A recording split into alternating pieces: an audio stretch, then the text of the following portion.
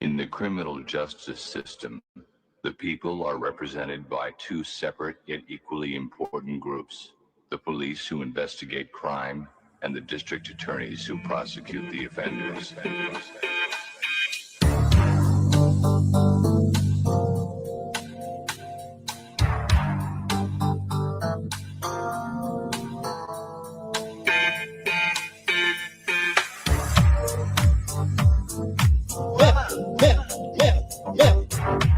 That's assault, that's assault, break that up, pop that chair, that's assault, that's assault, break that up, pop that chair. These people are going to eject you from this line. That's assault, it is, you cannot touch me like that. Oh, I will be telling you exactly what happened. Break that up, these people are going to eject you from this line. That's assault, that's assault. We have video of her just touching. How did that go? Excuse me. Excuse me. Break that up. That's assault. Excuse me. You cannot touch me like that. Break that up. Break that up. Break that up. Break that up. Break that up. Oh, I will be telling you. Break that up. Break that up. That's assault. That's assault. That's assault. Break that. That's assault. Stop that chair here. We have video for just these people are going to eject you from this line. How did that show? I will be assault. It is incredibly appropriate. I will. You cannot touch me like that. That's assault. Break that up. Stop that chair here.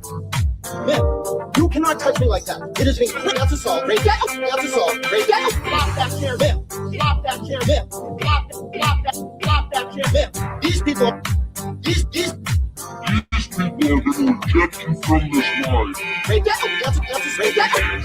Break that up. That's assault. Break that up. Man, break that up. Oh, I will. Man, that's assault. That's assault. Oh, I will be telling you exactly what happened. Stop that chair here. That's assault. Break that up.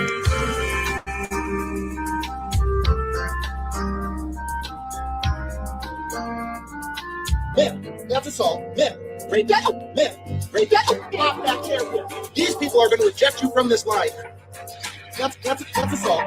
Man, that's assault. Man, it is. You cannot touch me like that. Oh, I will be telling you exactly what happened. Break that up. Break that up. Man. These people are going to eject you from this line. That's assault. That's assault. We have video of her just touching. How did that go? I will be. Excuse me. Man. Excuse me. Break that up. That's assault. Excuse me. Stop that chair. Man. You cannot touch me like that. Break that up. Break that up. Break that. Break that. Break that. Break that. Oh, I will be telling you. Break that up. Break that up. That's assault. Stop that. That's assault. That's assault. Stop that. Break that. That's assault. Stop that chair here. We have video of her just. These people are going to eject you from this line. How did that show? I will be assault. It is incredibly appropriate. I will. You cannot touch me like that. That's assault. Break that. Stop that chair here.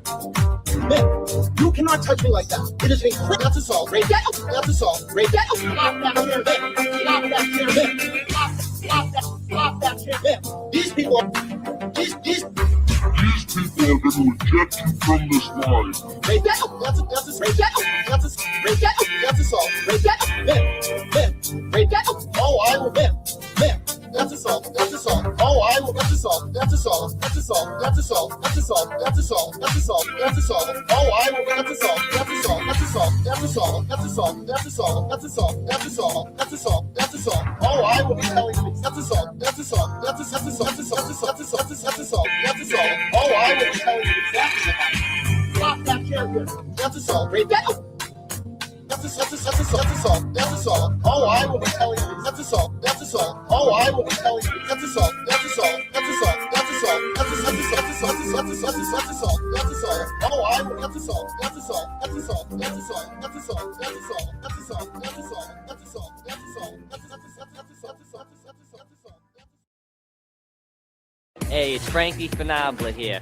Why are you gonna spend your Sundays down at your local farmer's market buying strawberries when you can be here in Revere buying some Fruit of the Loom Kid at the Revere Flea Market?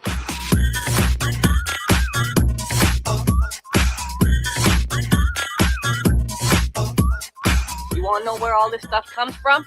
Well, forget about it. Ain't not for nothing, but you know something? These sneakers right here are the best deal around. Why, no? Need a fresh pair of Stunners, kid?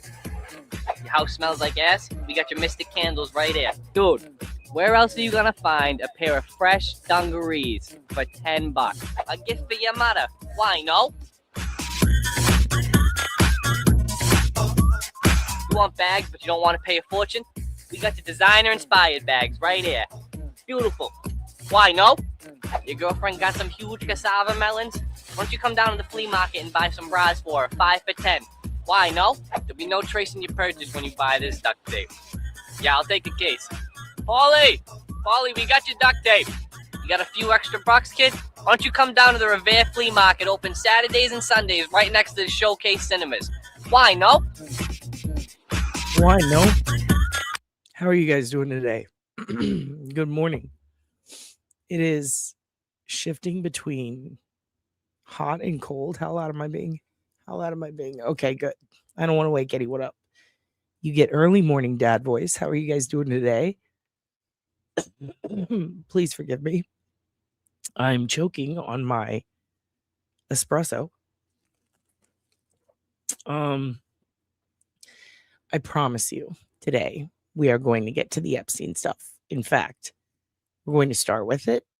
We're going to start pretty quickly. First, I want to say good morning to everybody. Let's see who's here. Kevin from South Boston. You are wrong. You are the one who's wrong. Fuck you. Melissa, also fuck you. And good morning. Just kidding. I'm not going to say fuck you to everyone. Good morning, Darlene. Good morning, sweet and sassy. Oh, it's sassy. Good morning, Peter. Yes, we're going to get to it. I promise. Kind of, sort of. We got Stephanie in Canada. Just a crazy jet and Uncle Frank. Good morning, everybody. Good morning. So, I'm a little hoarse today. Don't call me hoarse. Because, Dad has to talk on the phone a lot for work lately. And I'm still trying to get my voice back. And also the weather's changing and everybody here is sick. It's going to be a high of like 88 today or some shit. It has been freezing all week and then it's supposed to freeze again. So you can expect lots of sniffles and coughs, and I apologize for that. I will try to pull myself away from the mic if that happens, but I'm very snotty and juicy today.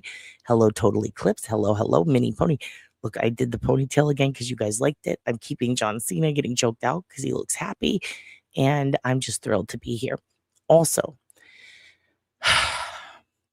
I'm going to go on a rant about the Epstein files before we get into the files, because I need to talk to you about something that I don't want to say I discovered it. A lot of people, I hope, have discovered it, but they've discovered different little portions. Imagine everybody kind of looking through a trove of stuff. Like imagine you buy a storage locker and everyone gets assigned a part of it, right?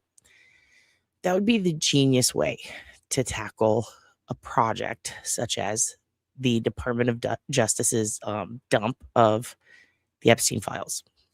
And a small collective of people did that.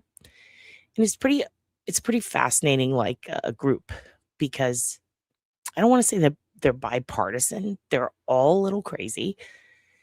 It's a lot of people who are kind of multi-partisan, or they consider themselves like, I don't know, they're just so far every direction that they're all a little crazy. So imagine like the craziest people from every political party came together and said, hey, let's do this. And then journalists, and then tech nerds and geeks, like just people everywhere have been trying to form a collective. And so far there's been like one really solid one. And it consists of the YouTuber CoffeeZilla, a group called Dropsite, and a couple of other people who have made really, really functional archives, which we talked about before a little bit. Made really functional archives to try to sort through the files. Not only that, to try to preserve as close to the authentic original file as they can. For example, if the DOJ redacts something, then now it says redacted by Department of Justice. They literally replace it with those words, whereas before they were just highlighting in black. So you could essentially copy paste it into another document, and then you can see everything that's written. Is that we have a countertop dishwasher, which this is connected to. the mic is connected to the same table that the dishwasher is on the other side, and it is buzzing so loud. I don't know if you guys can hear that. I'm going to let this play while I go fix it. But the point is, I've been kind of going through that collective group's data and comparing it to the DOJ files as I go, because regardless of how multi-partisan or laissez-faire someone claims to be, everybody kind of has their own agenda at the end of the day, it seems, which I hate the phrase at the end of the day, but really, I mean, after the news cycle is done, at the literal end of the day, you've got a lot of information dropped from various sources and everybody interprets it differently. So just to avoid any possible, like, swaying in any direction, I've been doing this kind of chart comparison to what drops are coming in through who, how it's being uploaded, how it's being interpreted, how it's being dispersed among the public. And I found some interesting things. For example, I'm going to give you one right now. If you typed in Trump's name on the Department of Justice Epstein library, the day all the files thus far dropped, which would be 7, which I'm quoting because we're going to talk about that in the rant. If you typed in his name, day 1, you would have had to put space, Trump space to get all the actual files, which nobody does that when they search. It was literally a mistake, I believe, that someone made. And then they were able to see all the files. Well, why is that? That could be because it's doing a auto quotation format. So whatever you type in there, it's going to search for it as one full phrase. This kind of goes back to when we used to talk about how to Google properly. So that tells us that the government, what they built to search these files that are free to the public, the mechanism that they built, the literal tool on their website, has some not only word processing issues thus far that we found, but that comes later, but also some issues in how a person must search, and not a lot of explanation beyond that.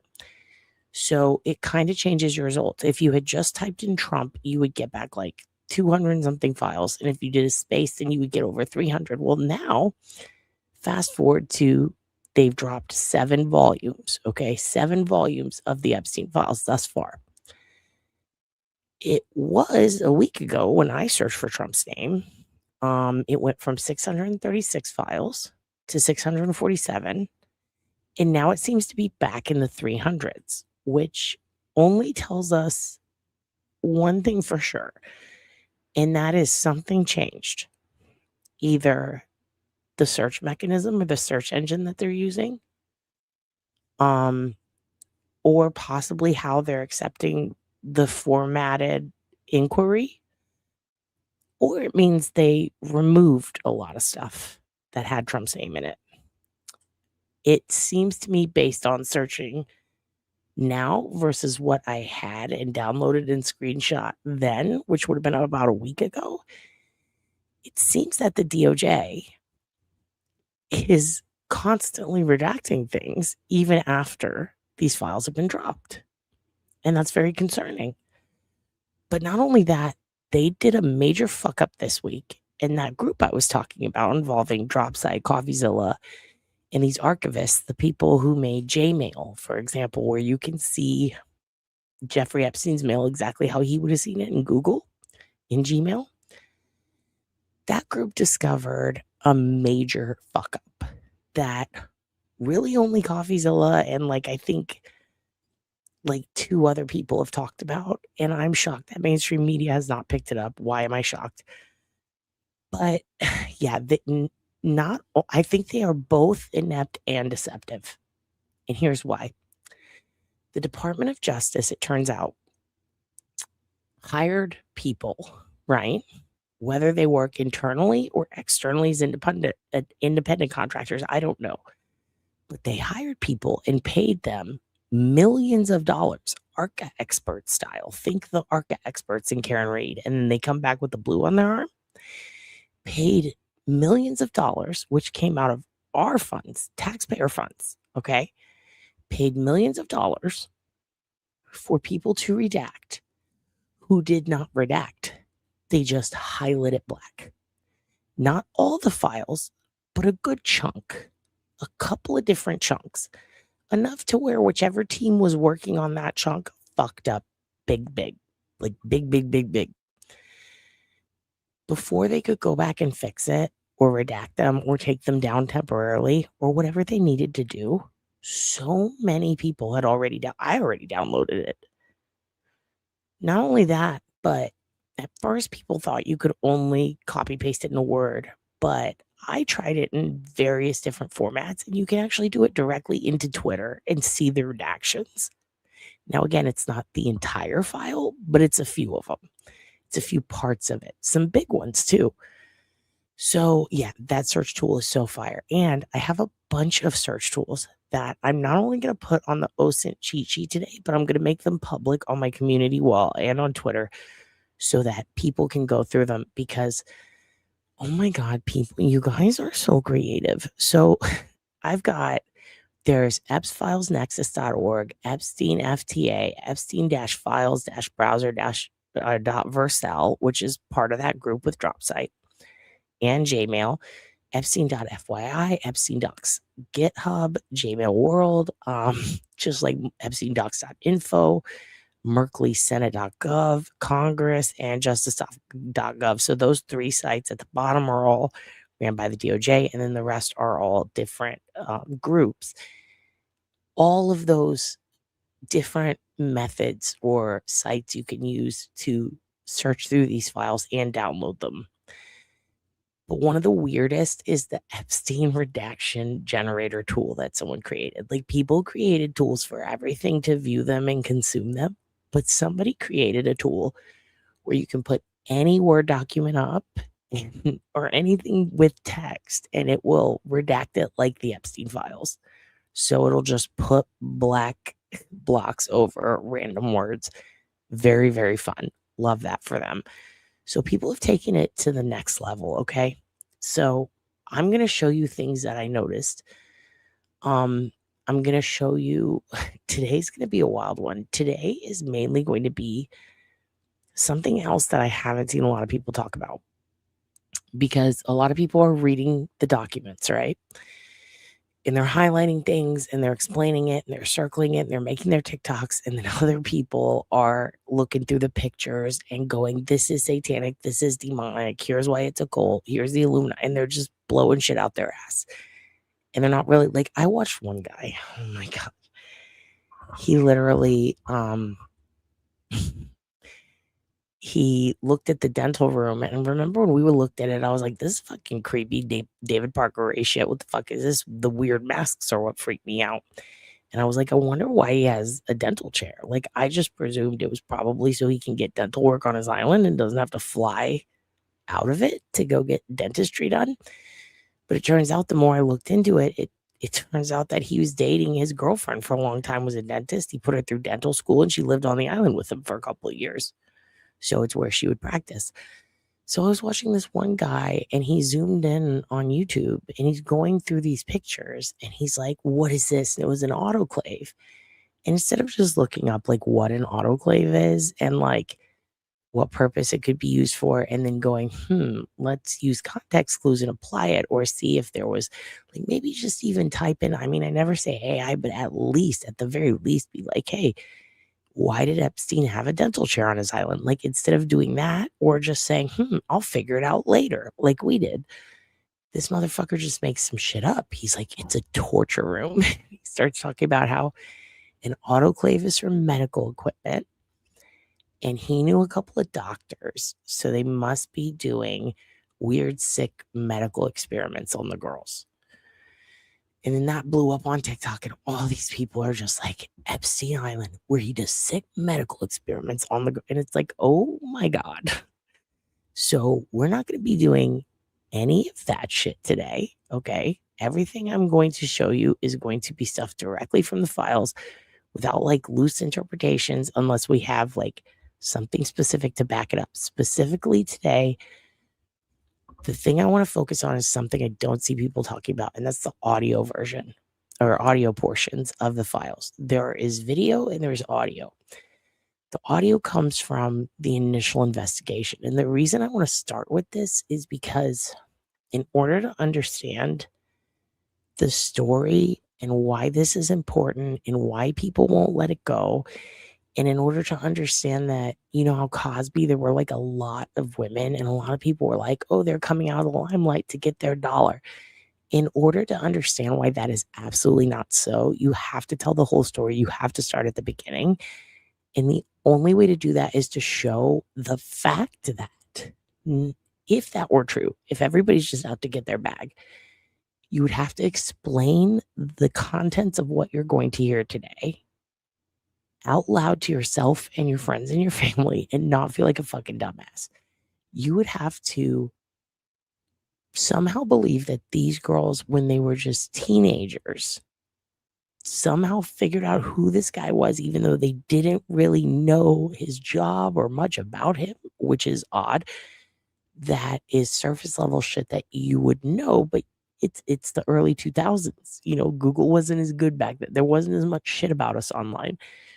You'd have to know that these little girls, they were in a tough spot and they actually got interviewed and deposed and interrogated, some of them, by the FBI.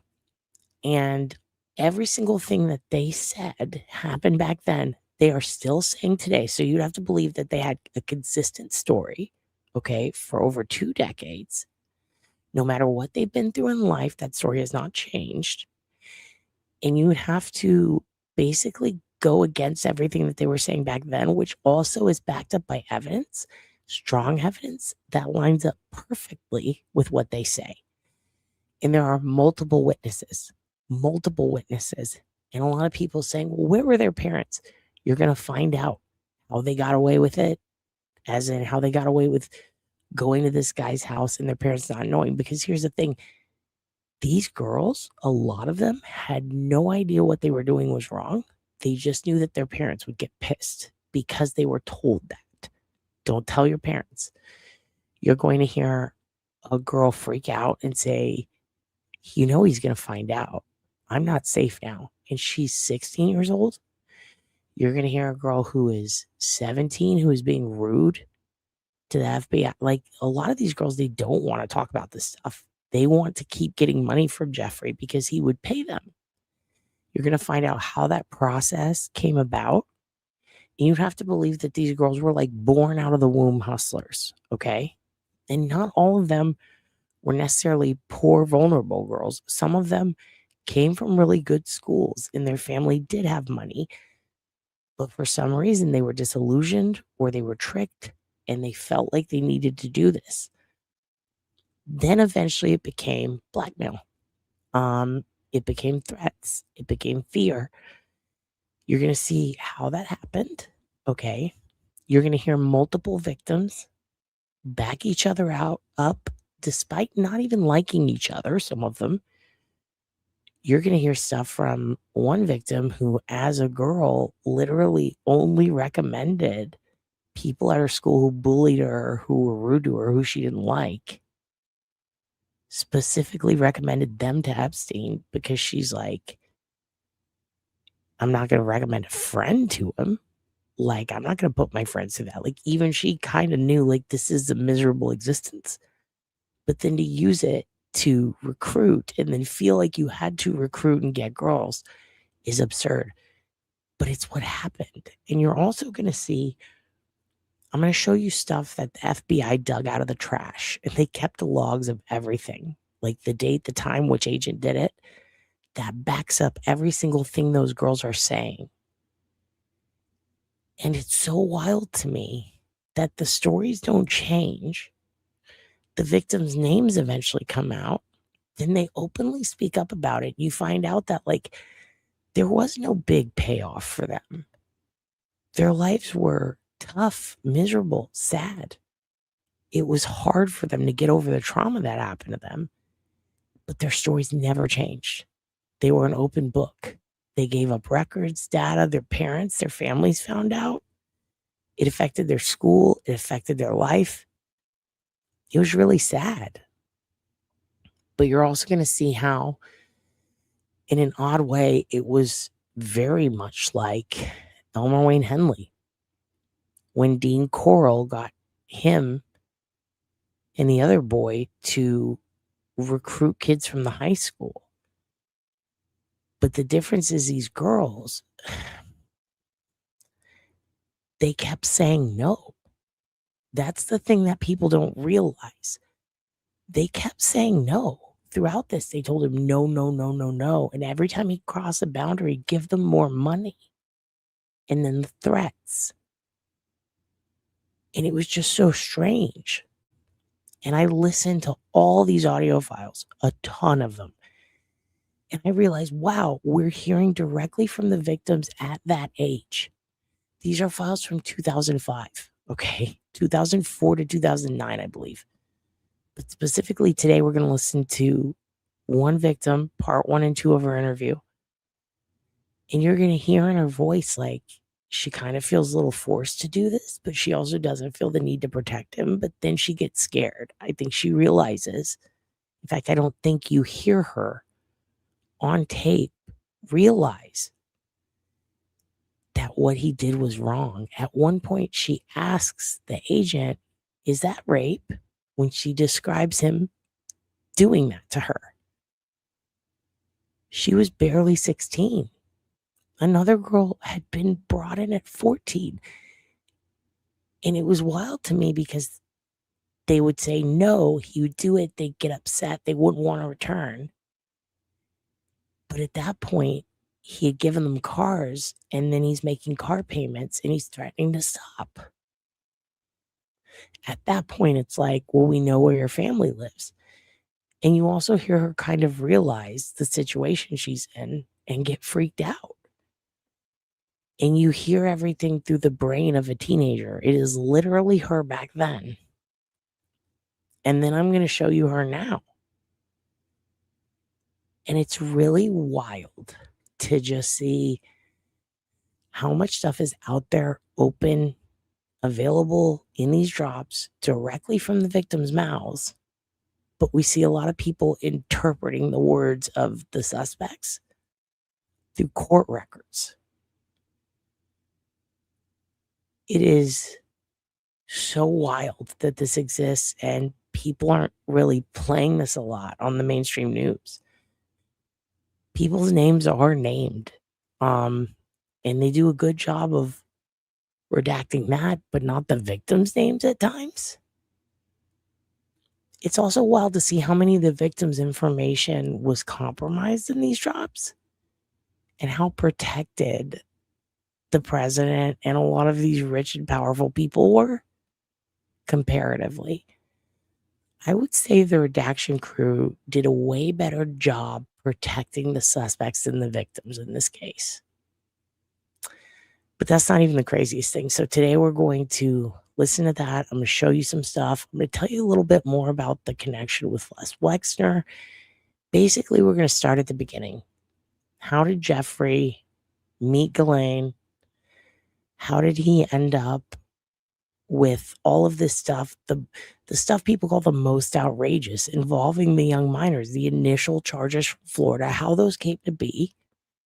We're going to talk about Julie, the reporter who is a baddie, how she single-handedly took down Epstein by basically launching the federal investigation, how that all ties in to modern day politics, which I'm sure a lot of you guys already know about the Alfred Acosta sweetheart deal and Barr and all that shit. But even further than that, how does all of this go on record, fully available now for everyone to see, and Kash Patel still has the ball sack to get up in front of everyone and say there was no sex trafficking? He never trafficked any minors when he was literally charged with it. It's really disgusting. It's really disgusting. Anyway, we're going to get to a lot of stuff.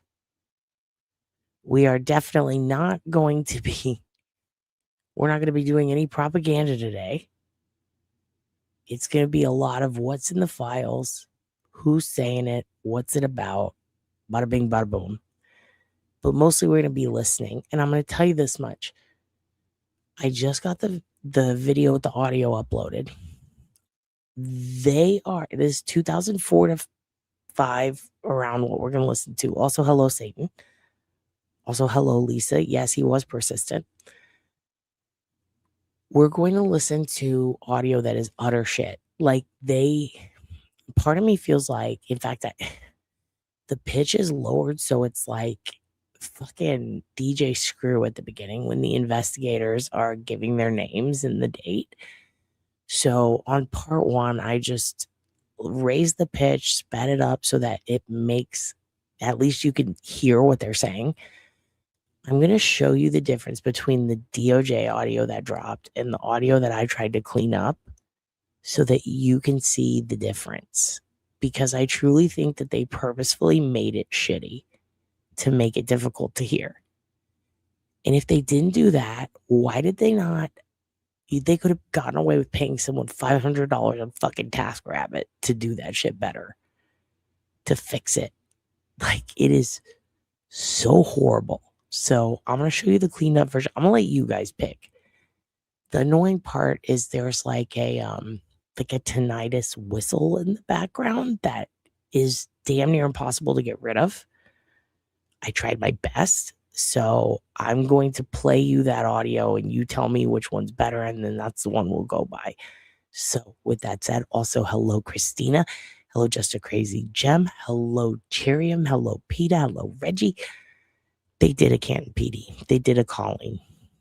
It was crazy, but I think I was able to clean it up enough so that we can listen to part 1 and 2 of her interview without it being too bad. If we can't get through part 2 is probably the worst quality. If we can't get through that, then we'll at least get through part 1, okay? And we're definitely going to look at some aligning evidence that backs up all of the audio we're about to hear, okay?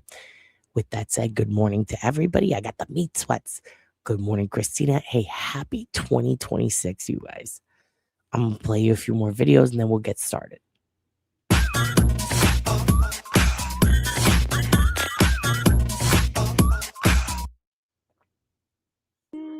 Marcus, why are you still here?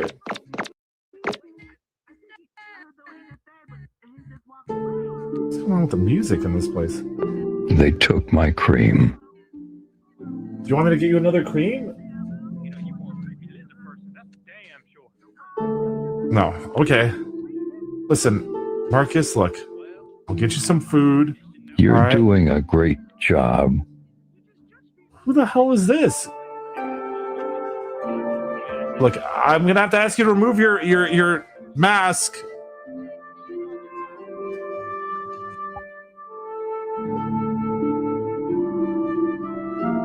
Don't tell that to Jimbo James. What the hell, Marcus? You're ruining the vibe. Oh, I'm sorry, Marcus. I'm on a date with a fish. Like, what do you want me to do? And it's asked, like, he left his son here, and it's the fish.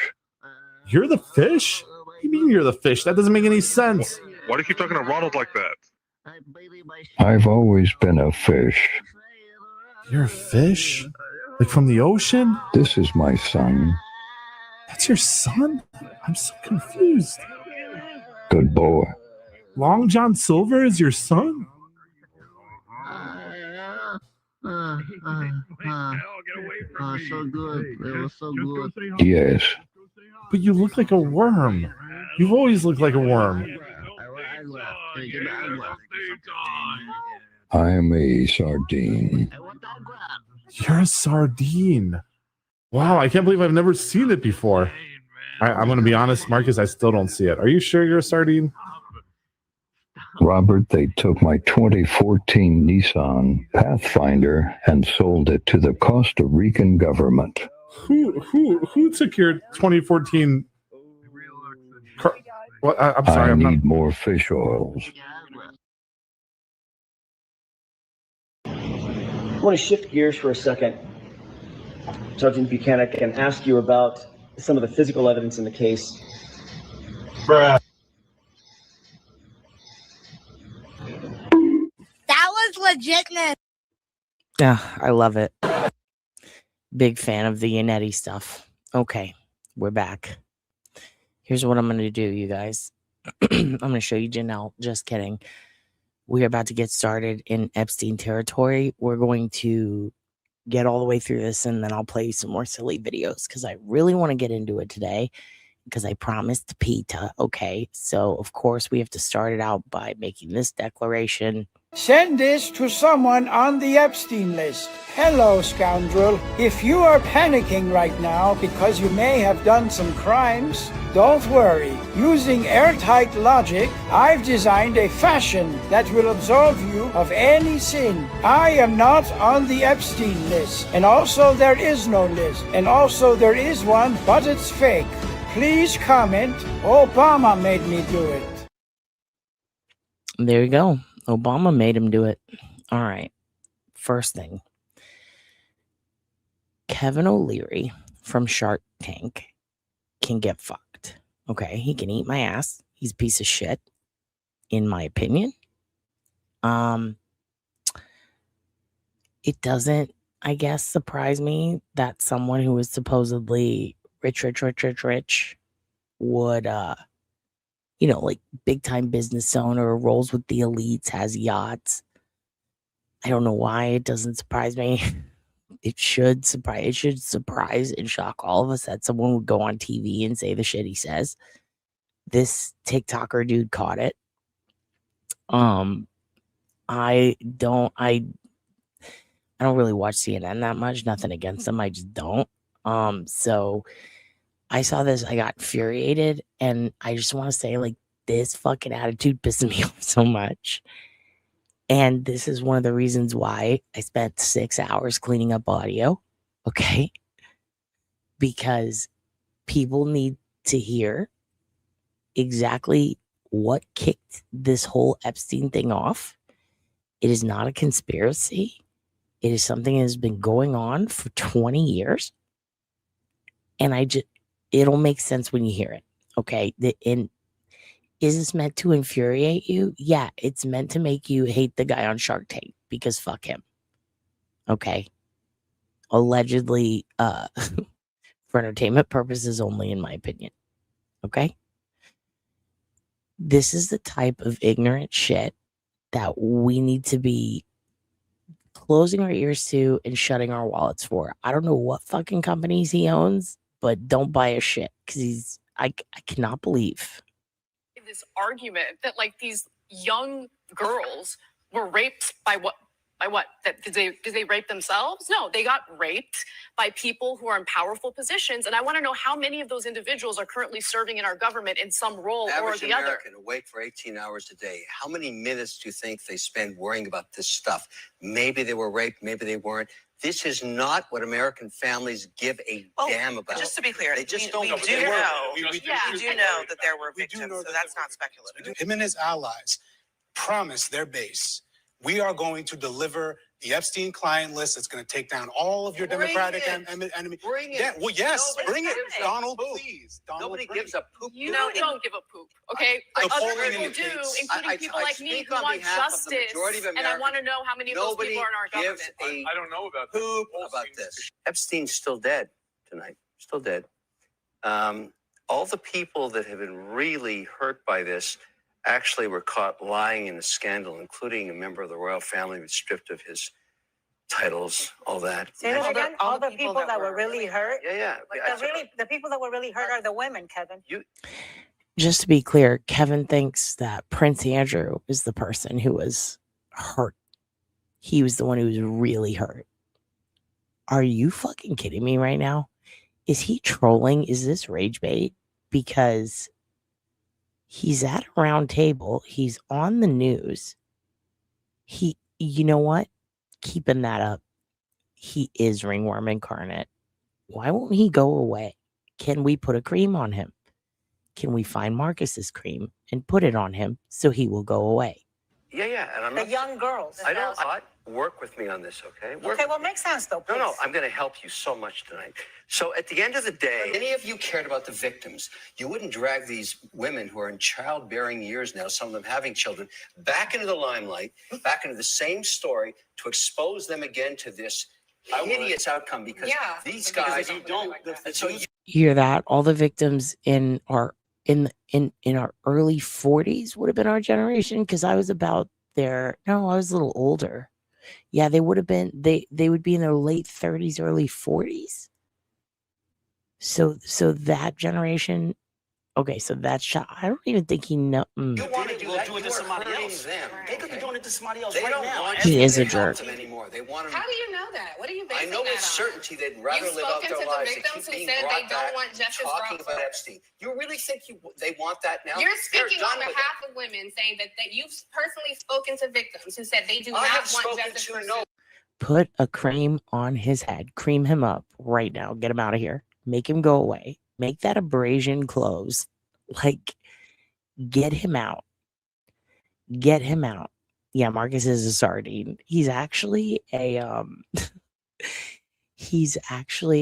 millworm, it turns out. Me too. Smoke him if you got him. What a shame for Andy. A lot of almost all the victims advocated for them to be released, and I say almost because there's still victims out there that they haven't been able to identify, who have not come forward. So it's sad. It's really sad. So at first they didn't, okay, but even the Jane Doe came out and gave her name on the steps of Congress. And also what's fucking crazy is that the only girls that haven't come out yet that because other girls, there's like evidence with like names in a lot of memos and trash where it's just a first name. So it's safe to say that there's probably others, and the DOJ did state that they haven't even been able to figure out all of Jeffrey's shell company names in the Virgin Islands. There's likely more of those too. Like, this would have been an ongoing investigation had it continued. I don't know, Sister Wendy, did you use one of the filtered words? If you used a filtered word, Sister Wendy, did you say the N-word? I'm just kidding. No, but there is a secret filter word. So you might have said that. And don't you guys go figure out what is it. It's not that anymore. I changed it again. Also, the only victims it seems that are on paper having come forward previously and didn't want to come out again, or at least give their full names thus far, have been the ones who tested, well, separate case, but against Trump. They, like, for example, Katie, haven't really heard much from her. People are saying they can't find her.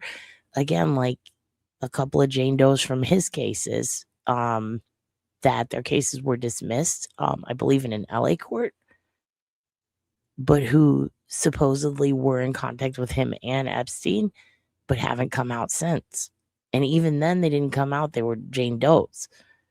And a lot of them stated, because it's not just her, but a bulk of the ones that went against Trump, their case would either be pushed because Trump would keep extending the court date, which would mean they'd have to keep purchasing a lawyer, and they can't afford that, and he has endless resources, then it would inevitably get dropped or dismissed. So, unfortunately, there's that situation too, and fear. I'm just being pragmatic. So then that is a You're irresponsible dragging out statement. women. You have no. Well, he said, I'm just being pragmatic, but it said pregnant in the captions, which I find very funny. Talking about Epstein. You really think they want that now? You're speaking on They're done behalf of women, saying that you've personally spoken to victims who said they do I not have want spoken justice to pursued. no one. I'm just being So pragmatic. then that is a You're irresponsible dragging out statement. women. You have no idea what these young Don't women you think if want. it was you'd rather get on with your life? Aren't you No, done if with it were this? me, I You would wanna want justice pursued. If it Here's were me. When a person here's who who should money, be. what do you want? Here's who should get on with his life. The truth is out. There's a prisoner and there's a dead guy. That's the truth. All right. I think these clips from Kevin O'Leary, among many others pictures are so illuminating to the massive amounts of fear that the people with all the wealth are feeling right now, because what happens when people stop looking to the left and right and arguing over fabricated issues that mean nothing, and they start looking up and asking, who is pissing on my head? People don't want it for you to start saying, hey, groceries and rent and car insurance and health insurance and everything else is so expensive. Why is Ghislaine Maxwell, who was the mastermind of the sex trafficking ring that Epstein was a part of, why is she getting custom meals in prison? And not only that, you can see all the things she requested in prison. In fact, the only reason we even have the audio files is because she requested them. Not because we did, not because the public through a FOIA got them, because she got them through her lawyers, and then we were able to get them, specifically because she was charged. And I think that's why when we go through the files, you'll notice almost everything from Jeffrey is redacted. Like a bulk amount of shit from Jeffrey is redacted. Why is that? It's really absurd. And why is she being allowed to play with a fucking puppy? Why is she allegedly using the warden as her personal secretary? And she requested for her audio files a new jack for her headset.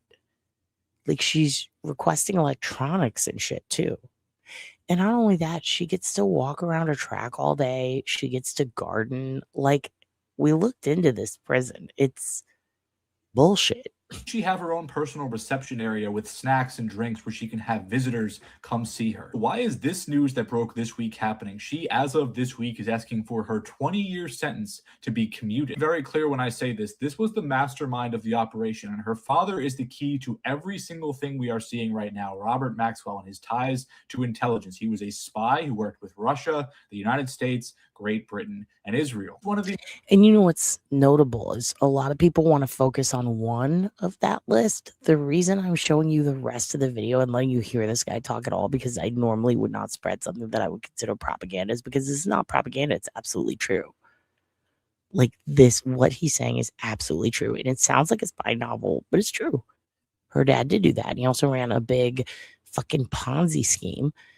You're going to see so many pyramid schemes, Ponzi schemes, MLM style fucking schemes literally in the documents right now when it comes to how, I mean, literally when you listen to the girl in the audio, I'm going to play you in a little bit, talk about the recruiting process. One of the things that I do when some of this shit is sad, I know it's fucked up, but I'll like dissociate a bit because it's hard to listen to. And sometimes I just imagine they're doing an MLM and this is about Tupperware. You know, this is about Lululemon or whatever, Lululemon. Like, just substitute that if you got to get through it and you don't think you can. And it literally fits because it is that. It is a pyramid scheme. The way they even recruit kids for sex trafficking is the same fucking business model as Murad Skincare, as the Thrive patches that Shannon Watts and Chris Watts wore on their arms. Like, it's literally Jody and Ruby Frankie talking about connections. It is fucking wild. So not only do I agree with him, but dude, she got transferred. Literally, the day that she was transferred, all this other shit was going down. Okay, like a lot of other shit involved. Like, the government shutting down was like a sequel to all of the shit that had been going down prior to that, just in the news. And the way that they did it, like the day she got transferred, there was so much shit. I wish I could remember exactly what it was, but I remember being like, I was distracted by that. There was also, I think, a shooting. So all this shit was going down. She gets transferred overnight under the radar. And it's right when they were announcing that they were going to be releasing all the files, or they were demanded to release it. So she gets shipped here to a place near Bryan College Station, Texas, and it is a federal prison that is literally like Orange is the New Black, like Martha Stewart's prison. Like, she can have a puppy. They have what's it called? The Pause for Prisoners program here.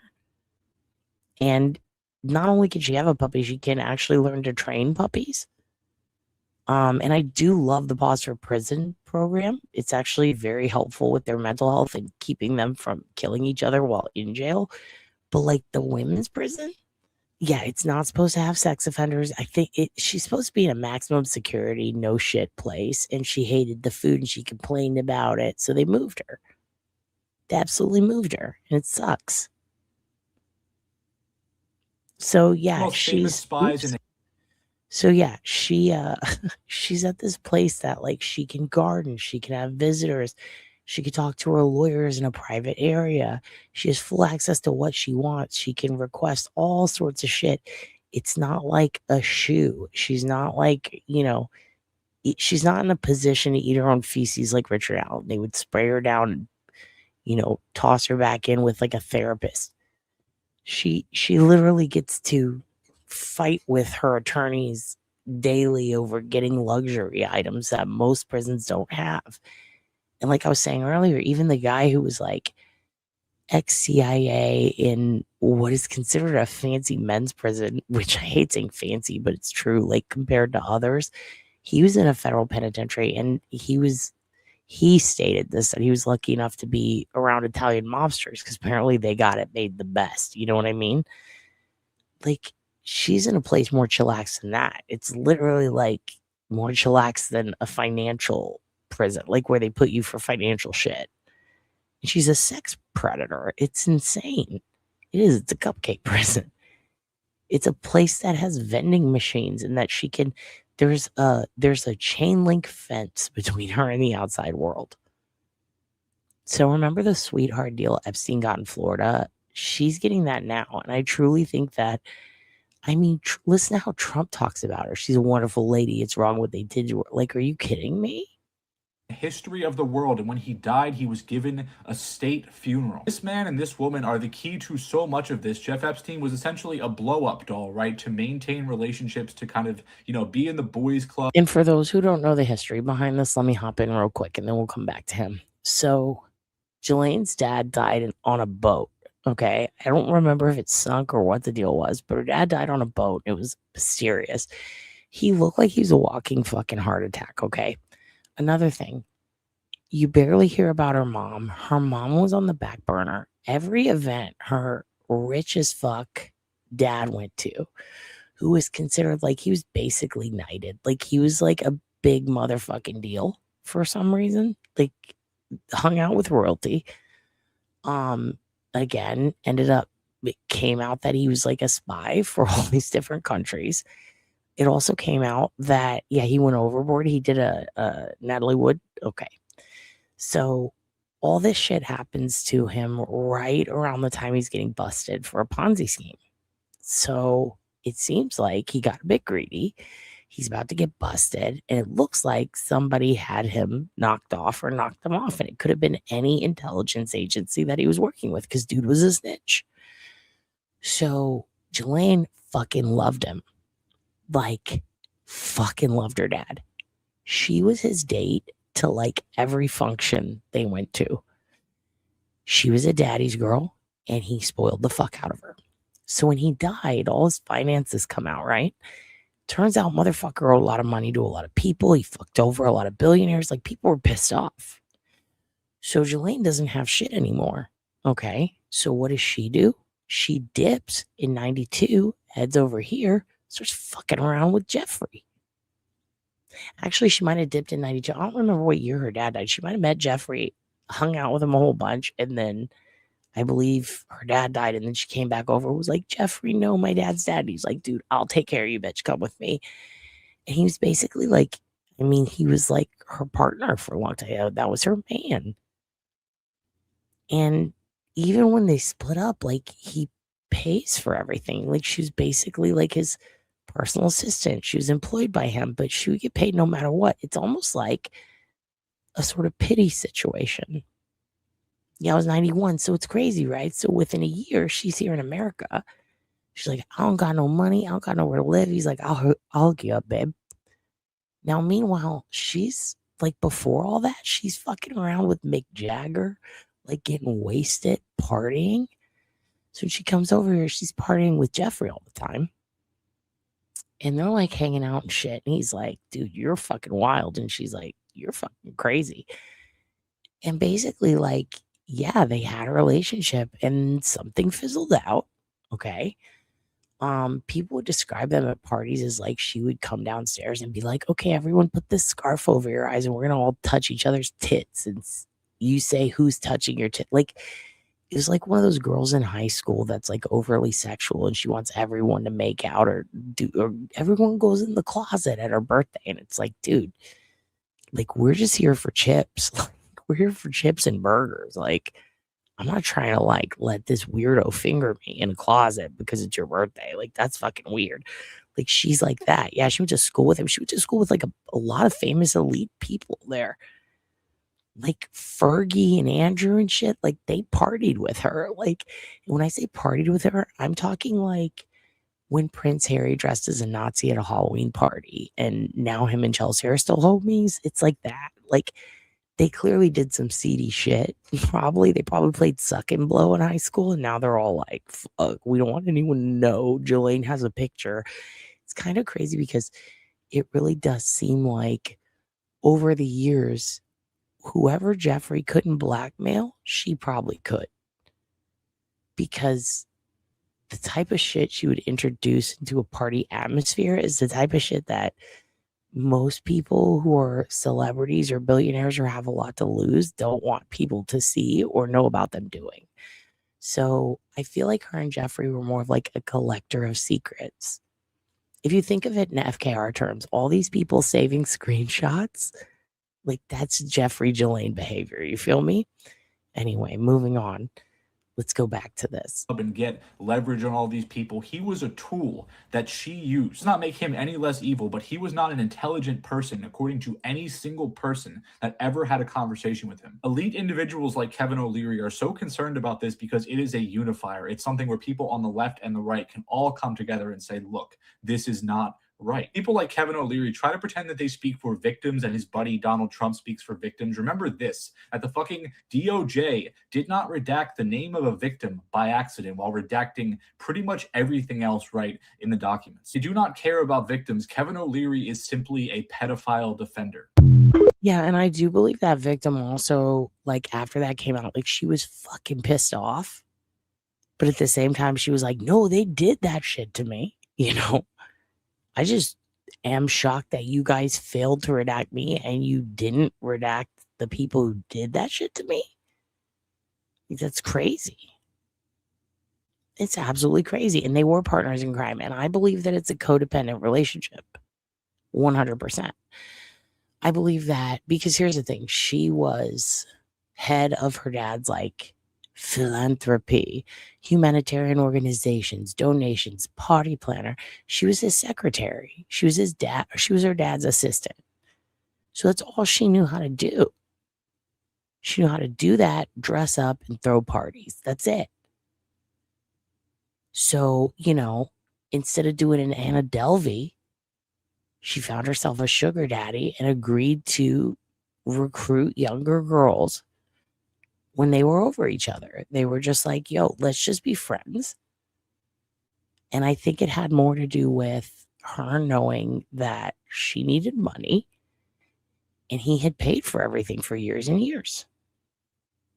And so she's like, yeah, I'll tell you what, I'll be your personal assistant still. Nothing has to change. I'll even help you get girls.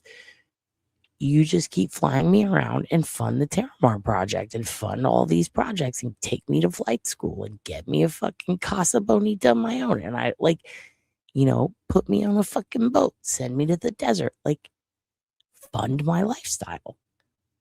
And I believe it was a symbiotic relationship because he trusted her. She knew all the weird shit about him and keep her close. And it's as simple as that. If it's not broken, why fix it? The only thing broken with them was his dick. Because he's a pervert pedophile. And he didn't want a woman his age. That's what I think happened. I mean, anybody else have any other ideas? Okay, here's another thing. Here's another thing I want to show you related to this stuff. There's quite a few of them that are very interesting. Trump did a weird thing recently at Barron, like with Barron around some party. Barron is so fucking tall, by the way. It's really kind of crazy. Okay, this is actually kind of funny, but it is related. So this is a guy who's like a radio DJ. And he goes to this, I don't remember if it's a rally or what it is, but he goes to this thing where, it's a bunch of people gathered to support, I guess, Trump. And here's what happens. For you, I promise. Go ahead. Stay right there for me. Ask me anything you like. I'm very opinionated. Go ahead. All right. Well, look at me. Yeah. What brought you here today? I think there's a lot of idiots here today. I think 90% of the people here are very uneducated white people. Donald Trump is a 34-count convicted felon. He's a liable sexual abuser. And the fact that these people look at him, it's like a cult. I think it's embarrassing. I think a lot of these people are some of the worst that America has to offer. Are you a Nevada resident? Yes, I am. I live in Las Vegas, and the last person on the planet that I would ever vote for is Donald Trump.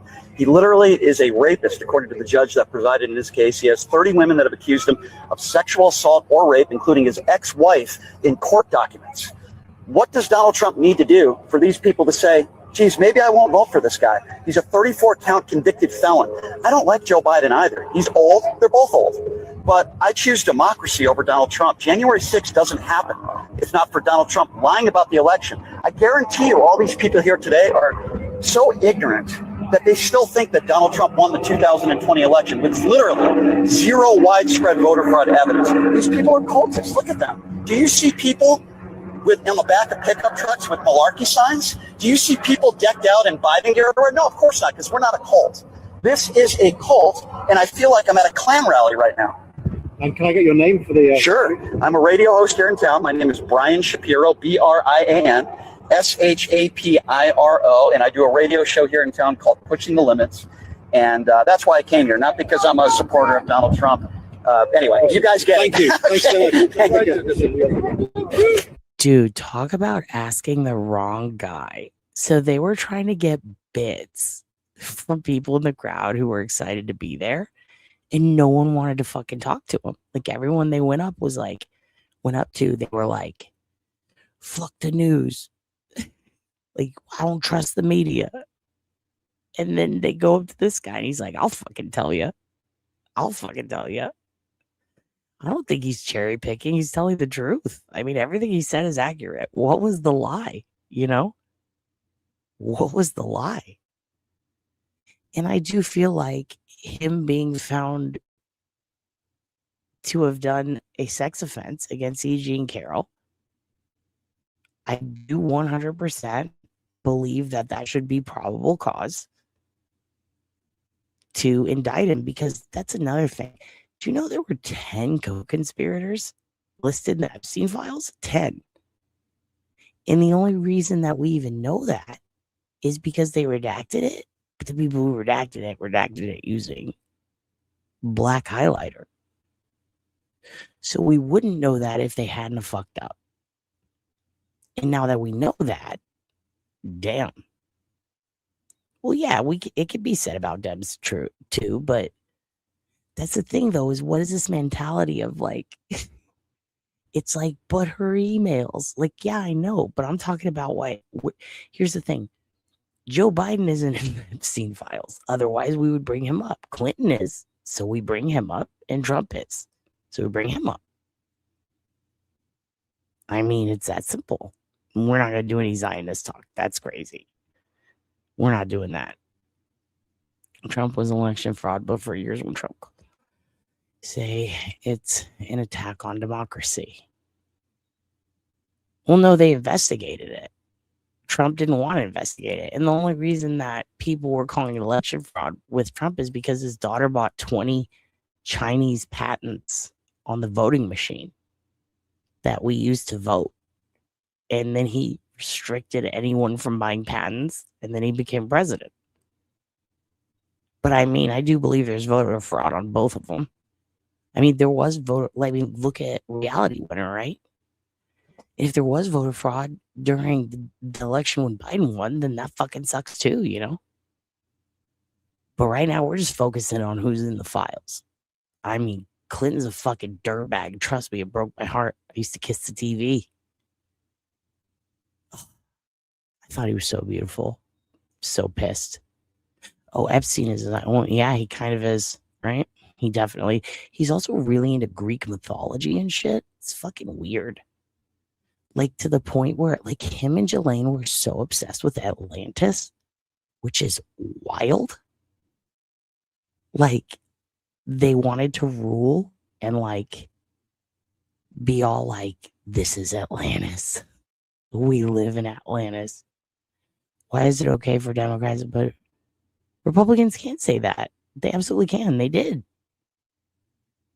I mean, they did. And then everybody did an investigation into it.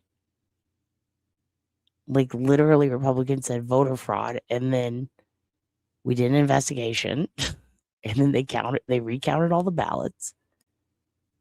I believe they went to court over it in Georgia and Florida. And then one lady in South Texas.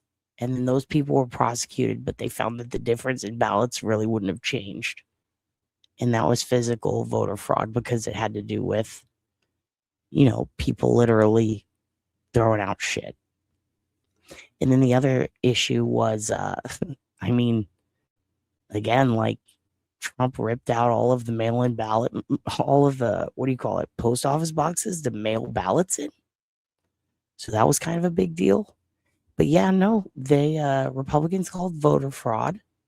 And then Biden didn't investigate, or Biden's administration did an investigation. I mean, I'm just like, let's investigate it if there is, you know? Like, I don't care who says it. It's just like, if there is, fucking fix it. Fucking fix it. So, Michael Wolff, okay, in the Epstein files, dude is, hold on one second. Let me see if I can send myself this. So, I don't know if you guys remember, but Michael Wolff was in the Epstein files as, yeah, I sent it. He's in the Epstein files as one of the guys that, so he's writing a book on Trump, right? But he was sending emails back and forth with Jeffrey Epstein. So he's in the files communicating with Jeffrey Epstein about all sorts of shit, particularly Trump. The whole time, it seems as though Epstein is like dropping these little nuggets of hints to various people. And in my opinion, Michael Wolff at one point about Russia, about Russian collusion, about all sorts of stuff, like who has blackmail on Trump, right? So out of all the people, there's one thing that I notice. Everybody who's in the Epstein files, who's not a victim, anyone who is either a suspect or friends with Epstein, none of them are talking about it. Like, they're not saying a word. If anything, it's like, speak to my lawyer. Like, nobody fucking wants to acknowledge their part in it. You don't see Andrew out there fucking talking about it anymore. You don't see exactly. Why doesn't Wolff thank you? So out of everyone, the one dude who can't shut his fucking mouth is Michael Wolff. The other dude is Trump, but he's literally just like, he's like, there's nothing there. He was doing a Marcus Pork, right? So Trump's over here doing a Marcus Pork. Michael Wolff has gone full Bannon. Like, he is saying wild shit. He is kind of acting like he's on the side of the victims. But those emails don't seem to reflect that, in my opinion. You tell me. I just think it's so nuts for him to just be out there. He's putting out video after video. Check this out. Epstein is outside waiting for Trump, and he is with two girls. Each girl has a large dog on the leash. Trump's father makes him look at a piece of real estate in Brooklyn. Trump calls up his friend Jeffy and says, will you come with me? And possibly, he said, and bring some girls. Trump then shows up in the limo in front of where Jeffrey Epstein lives. Epstein is outside waiting for Trump, and he is with two girls. Each girl has a large dog on the leash. Trump stands up, puts his head through the roof of the limousine and says, "No dogs, no dogs." Of course he did, because Trump is a man who's never had a relationship with an animal, let alone a dog. Man's best friend. Epstein says, "No dogs, no girls." Trump makes his decision, dogs, girls, and they all pile into the limousine and head to Brooklyn to look at this piece of real estate.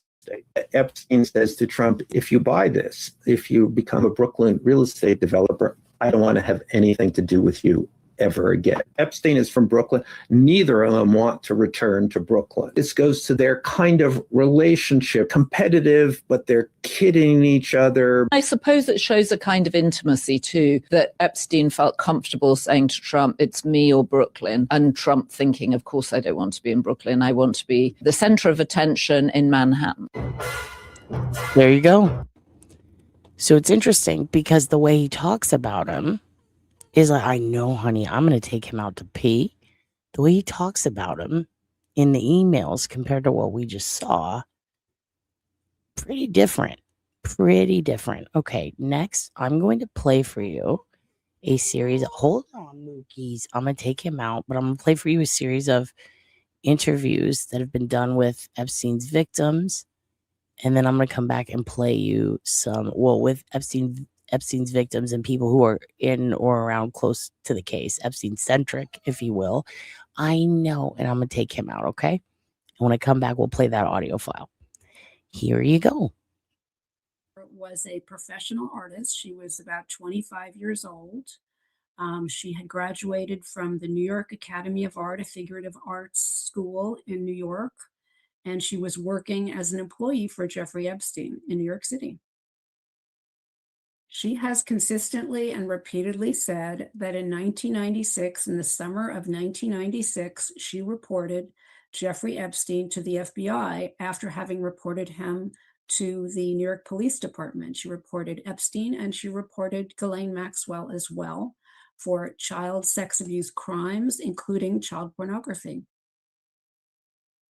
We've spent many years trying to get her records through Freedom of Information Act requests, which are the classic way to get them. The most recent Freedom of Information Act request I made was in January. I got a response in January 2025, that's earlier this year, and they told me that they wouldn't get back to me before November 2027 to just answer my request. And this has been and when we've seen anything from the government, which is infrequent, it's highly redacted information. And we've never seen anything before corroborating her 1996 report, but we just saw it yesterday for the first time in 30 years, which is remarkable, really remarkable. All we know right now from the documents is that there was a clear and corroborated report that Maria Farmer did exactly what she has said for 30 years that she did. She reported Epstein to the authorities, to the federal authorities, to the FBI. And as far as we can tell, and I wish I knew, Kristen, I wish I had more information out of the files or otherwise, it looks like the government did absolutely nothing. And as a result, having done nothing, having failed to act, horrible things have happened. Had they acted, had they investigated in even the smallest way, they could have stopped him. And it's not just the victims, it's also the victims' families, because it affects not just that person, but everyone they deal with, their loved ones, the people that they come in contact with, their ability to function in society. So it affected thousands of lives, and they could have spared that for those thousands of people. And they could have avoided 30 years of trauma if they had just done their job. One of the key things we want to accomplish with this release of files is transparency. Another key thing is belief, restoration of public trust in the institutions. And a third thing is accountability. And so far, we're not hitting any of those marks. Maria said it beautifully to me yesterday. She said it's tears of joy and tears of sadness. Tears of joy because she's now validated. She's vindicated. Yes, she did what she said she did. and that the world can now see that. And all those naysayers, and there have been a lot of naysayers accusing her of not telling the truth, who disregarded her, discarded her, dismissed her for so many years, decades. She's now has some kind of corroboration and vindication that this is true. And we are eventually going to go through this victim's documents and show you some of the information that backs up what she says. Wait, what? I saw, so one of the things that, and correct me if I'm wrong, one of the things that I recall was that they were doing the investigation and then it went through the court system.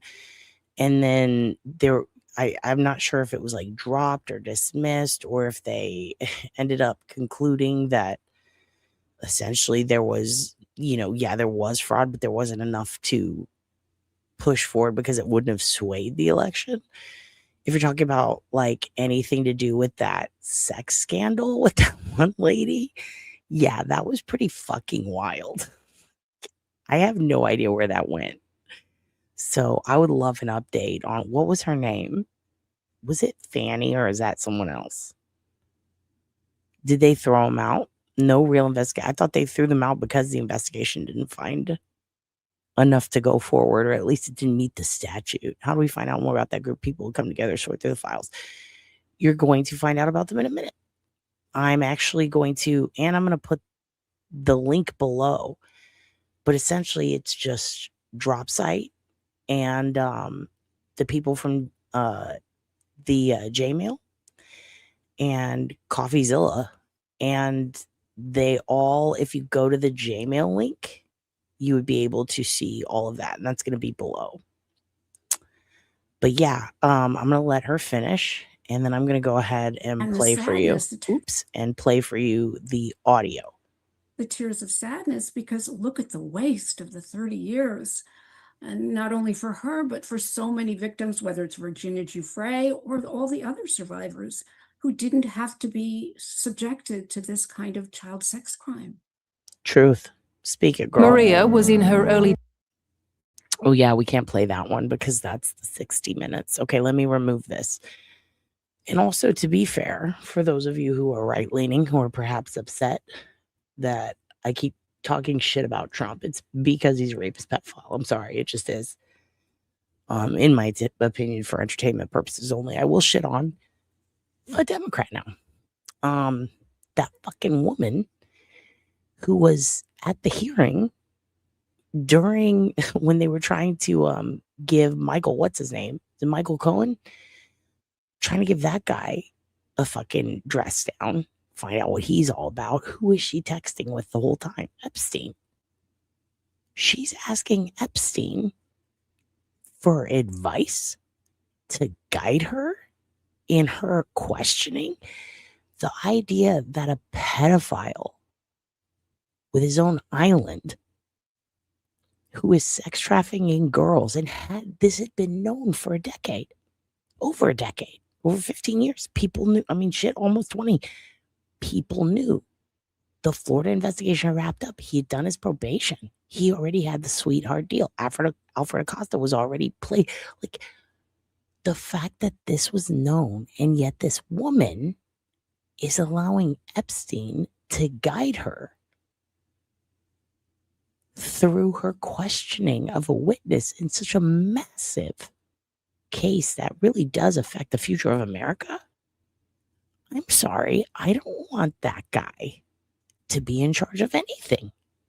He should be in jail. Luckily, he's dead now. Why? I'm sorry, but that is not who you get your information from. That was fucked. That was disgusting. That was perhaps one of the worst things, aside from obviously what he did to the girls, the worst thing. But the second would probably be that. The fact that he had this long arm that reached directly into and controlled members of Congress, the Senate, presidents. This is a fucking problem. He's a pedophile. And the third thing is hanging out with Steve Bannon, because that guy's just fucking nasty.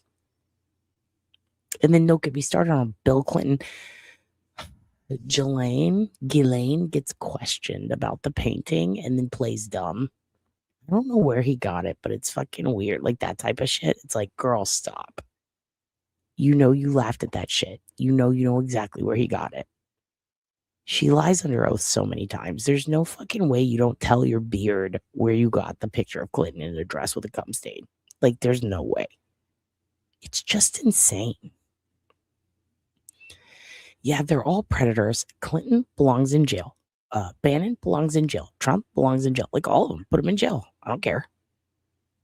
Put that lady who was texting with Epstein, put her in jail too. That's crazy. That is crazy. Okay. So I'm going to show you guys a couple of things. First of all, let's talk about one more thing before we get into this.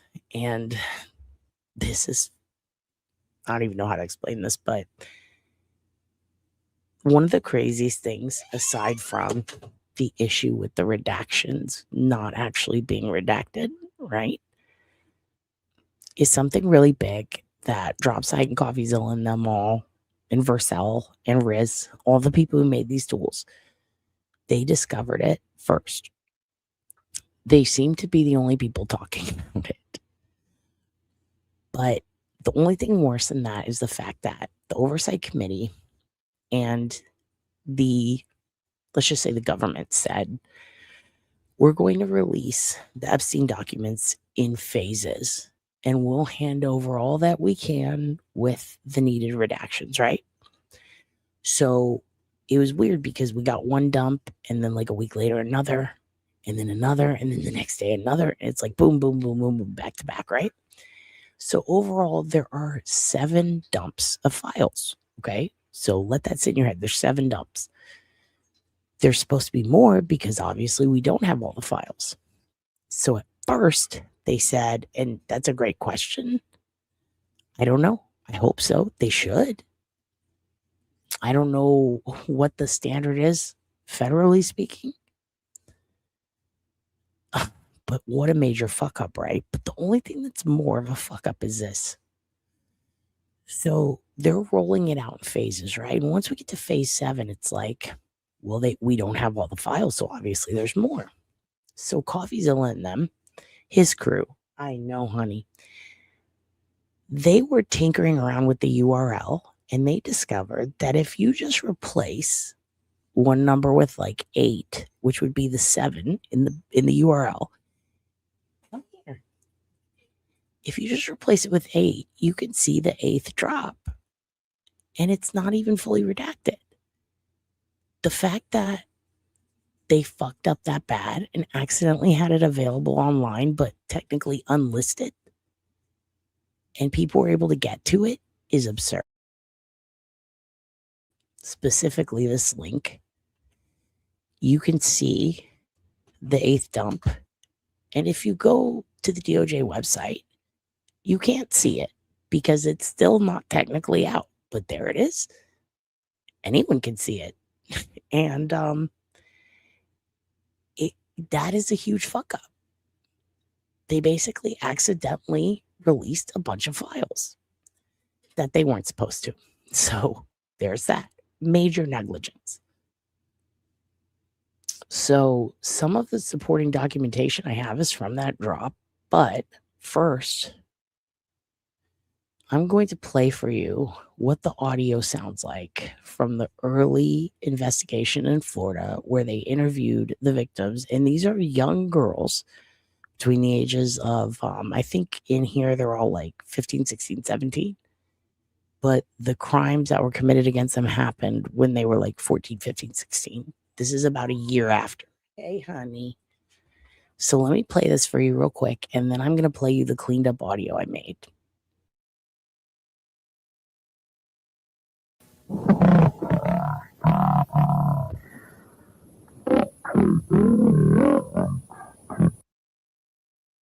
So no shit, that is the beginning where they say the date. I had to speed it up and change the pitch just to hear what he's saying.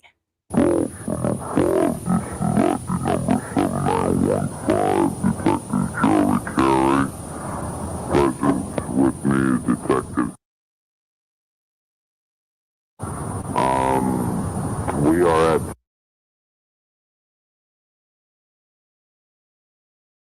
the time on my watch, approximately 4:10 p.m.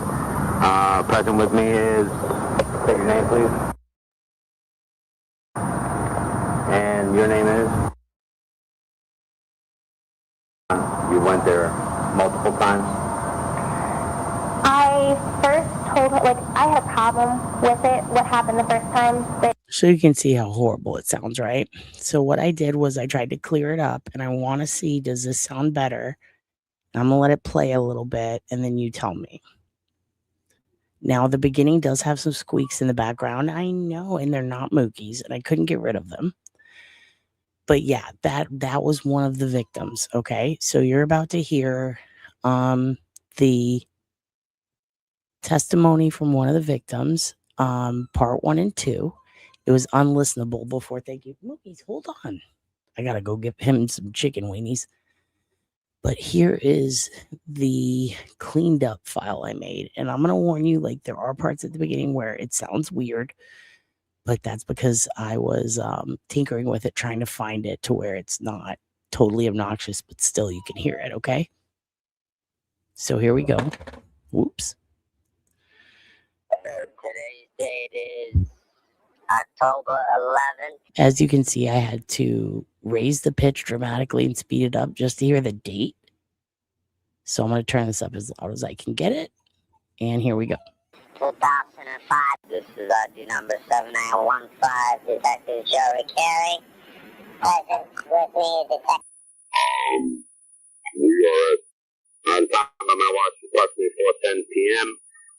Present with me is, say your name, please. And your name is? Okay. And you're here just for moral support, okay? Okay, so that whistle does go away. $200 for 40. There you go. So that's what I was able to clean it up to. 5 minutes or an hour. And that's all she told me. No details. So I think it's much better. So I'm going to go ahead and start it back a little, but after the squeak. Okay.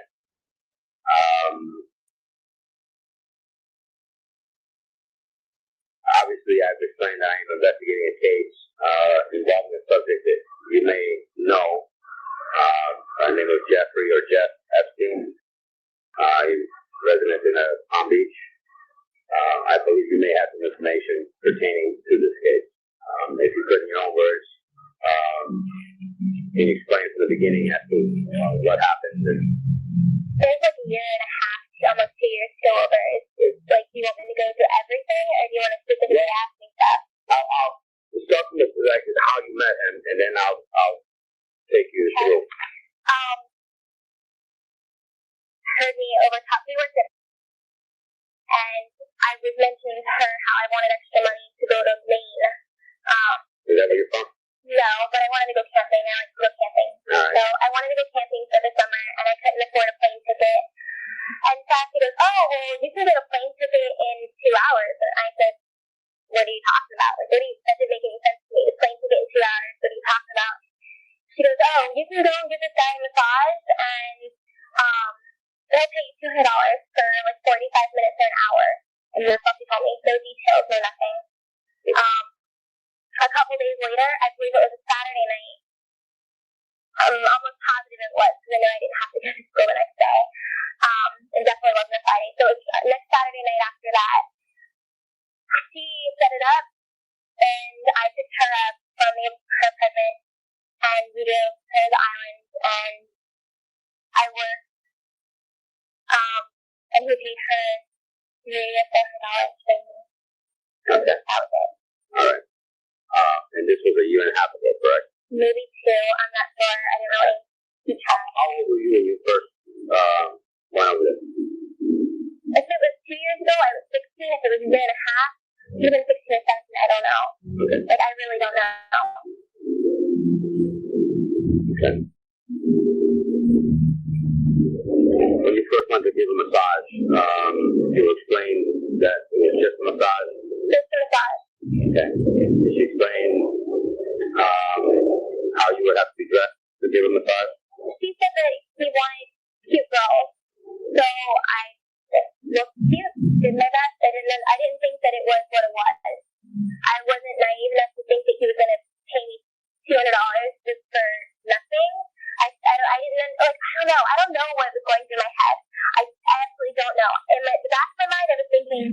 oh, well, it could be legitimate. But I was also thinking, you know, at the same time, is she fucking crazy?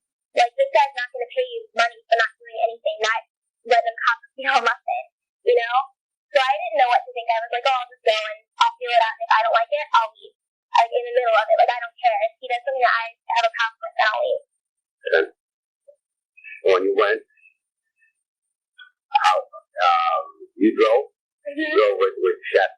Yeah. Okay.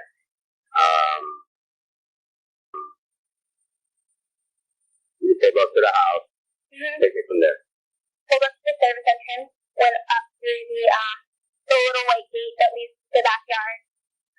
And she pressed a little intercom button thing and said, it's Daphne, I have my friend with me. And they all knew I was coming. They knew me by name, greeted me with, like, oh, we're so happy to see you. You know, Jeffrey will be ready in a second. You know, Who were you introduced to? one of his girlfriends, one of his, like, slaves that he has lived with him. When I say slaves, like, one of the girls that he bought to, like, have sex with him. I was introduced to one of them, probably, like,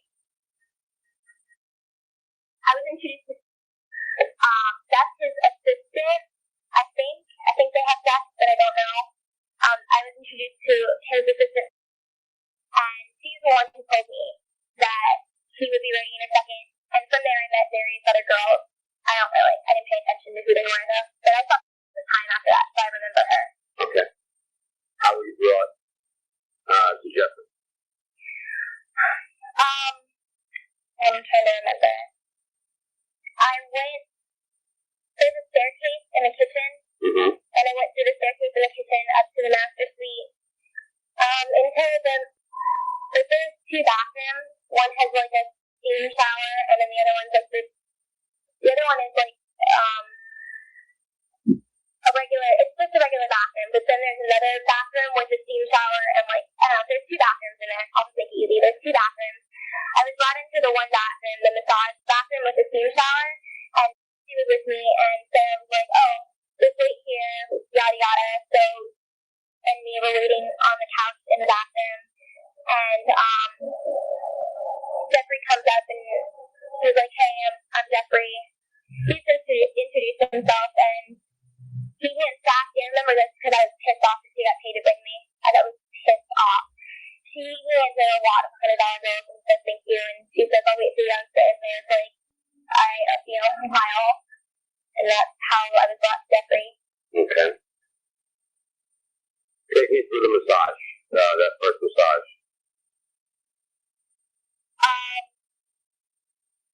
I'm just trying to get my picture in there. I wore a skirt. I remember specifically what I wore. I wore a skirt and just a regular t-shirt. And I was massaging his leg, and he asked me to take off my skirt. And I said no at first. And he was like, come on, you're not showing. He talked me into it, basically. He's like, oh, you're not showing anything or did something. I don't even know.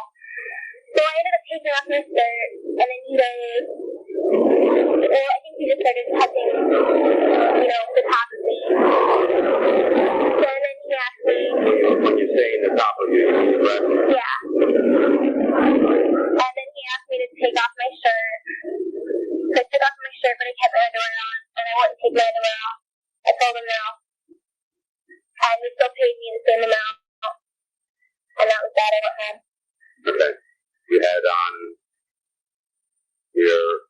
I had my panties on. Panties? Nothing else. I was topless. I gave him a massage, and I had my panties on. And he requested me to take them off, but I didn't. Okay. Were they regular panties? Were they thong panties? Were they... No. You don't remember? Okay. No. Okay. During the massage, did he do anything for himself? Yeah. What word do you want me to use? Because I already told you. Whatever word, I know. Whatever word you feel. I don't want to be crude. Whatever. Okay, well, I'll just say whatever. He masturbated. Okay. Well, I gave him, I don't want to say this a lot. He masturbated while I gave him a massage. And the massage was over as soon as he was finished with himself. Okay. In other words, he finished with himself, and that was it. Yeah, he ejaculated specifically. Okay. That was the first time you went there. And then, I know, take a deep breath. I know, I can see it in your eyes already. From then on, you went there multiple times. I first told him, like, I had a problem with it. What happened the first time? That $200 for 40 minutes. That was a lot for a 16-year-old girl making $6 an hour. You're saying you're sure you were 16 now? I don't want to say I'm sure of my age. I was under 17, 100%. So you were 16 and something. So you weren't, it wasn't your 17th birthday yet? She's in the moment, I'll recall. Yeah, sure, take your time. This past summer, I was... How old are you right now? I'm 18 right now. Okay, so this December, not this past December, the one before, you turned 17. So it's before, it was 2 Christmases ago. During that summer. So it was the summer before you turned 17. As far as I remember, yeah. You missed one of those months, you don't know if it was June, July, August. It was during the summer. I mean, my summer, since I'm in school, is only considered like June, July, and half of August, and it was in between those because I wanted to go to Maine for the Did you summer. go to Maine? No. No, I did not. But you remember that was the summer you wanted to go to Maine. That was 2 summers ago when you were 16 years of age. Yes.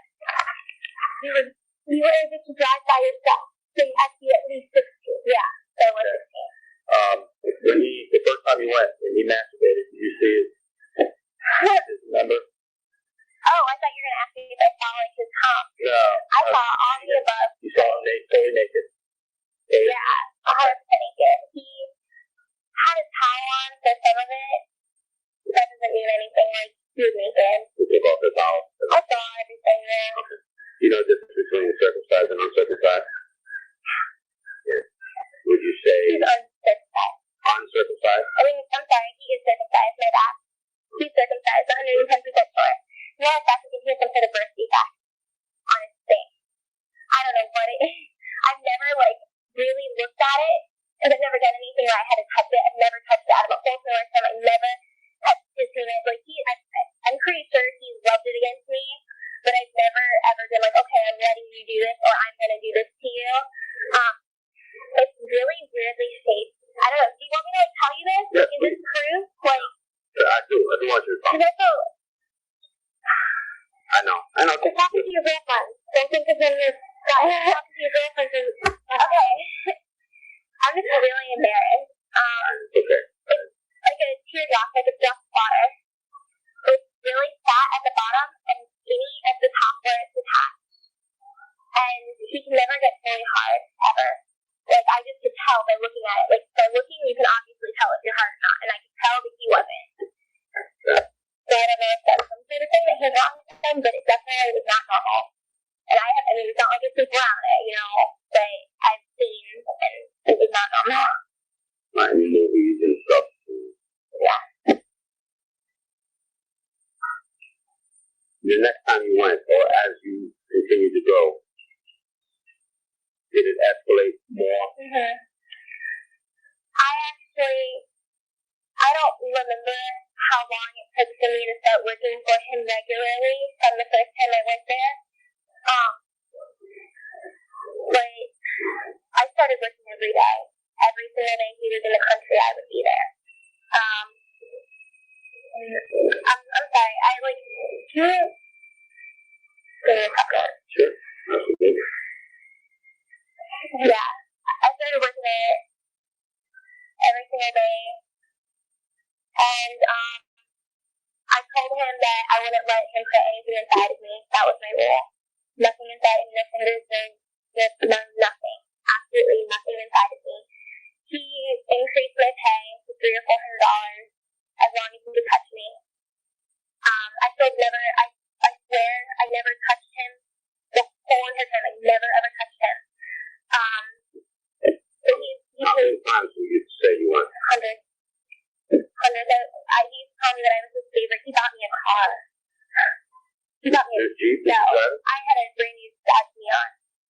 I got a plane ticket to New York. I got spending money whenever I wanted. Like, I was in there deep. He asked my parents to emancipate me so I could live with him. parents. He asked me to ask my parents. I'm sorry. He actually wanted me to come live with him. As like a girlfriend? Sex boyfriend, whatever you want to call it. Yeah. But it escalated. He just increased my pay as long as he could touch me. I wouldn't let him put anything inside of me. And then one day he just did. One day he just put his hands like his finger. And how long would you say from the first time you went? Months. Honestly, I never kept track of what happens when. I just can tell you in which order things progress. Like not specifically, 3 months later he did this, 3 months later. Like I can't do that. Okay. When he purchased the car, how far were you? How old was I? Yeah. What do you mean? He bought the car in. I don't recall. I haven't had it forever.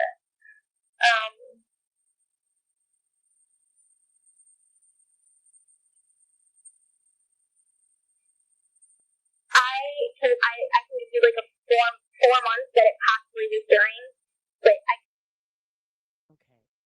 Okay, so I wanted to pop in and say, let me pop in and say this. Essentially, Chirium, that is what happened, I think. It is shit quality. They could have upgraded it. They could have, I mean, it's the fucking FBI. Like, they have audio people.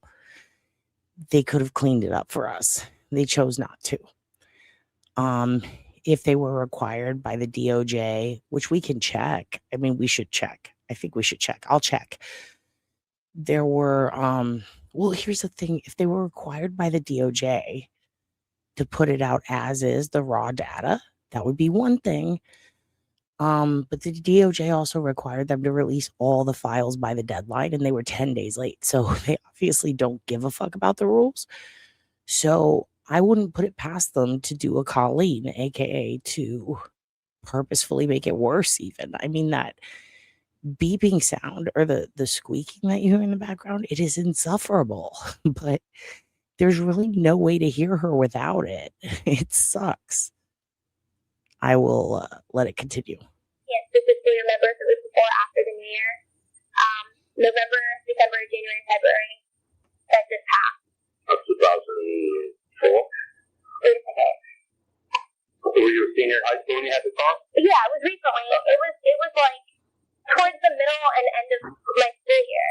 But I remember that for the last like 6 or 8 weeks of high school, I didn't have a car because I gave it back to him.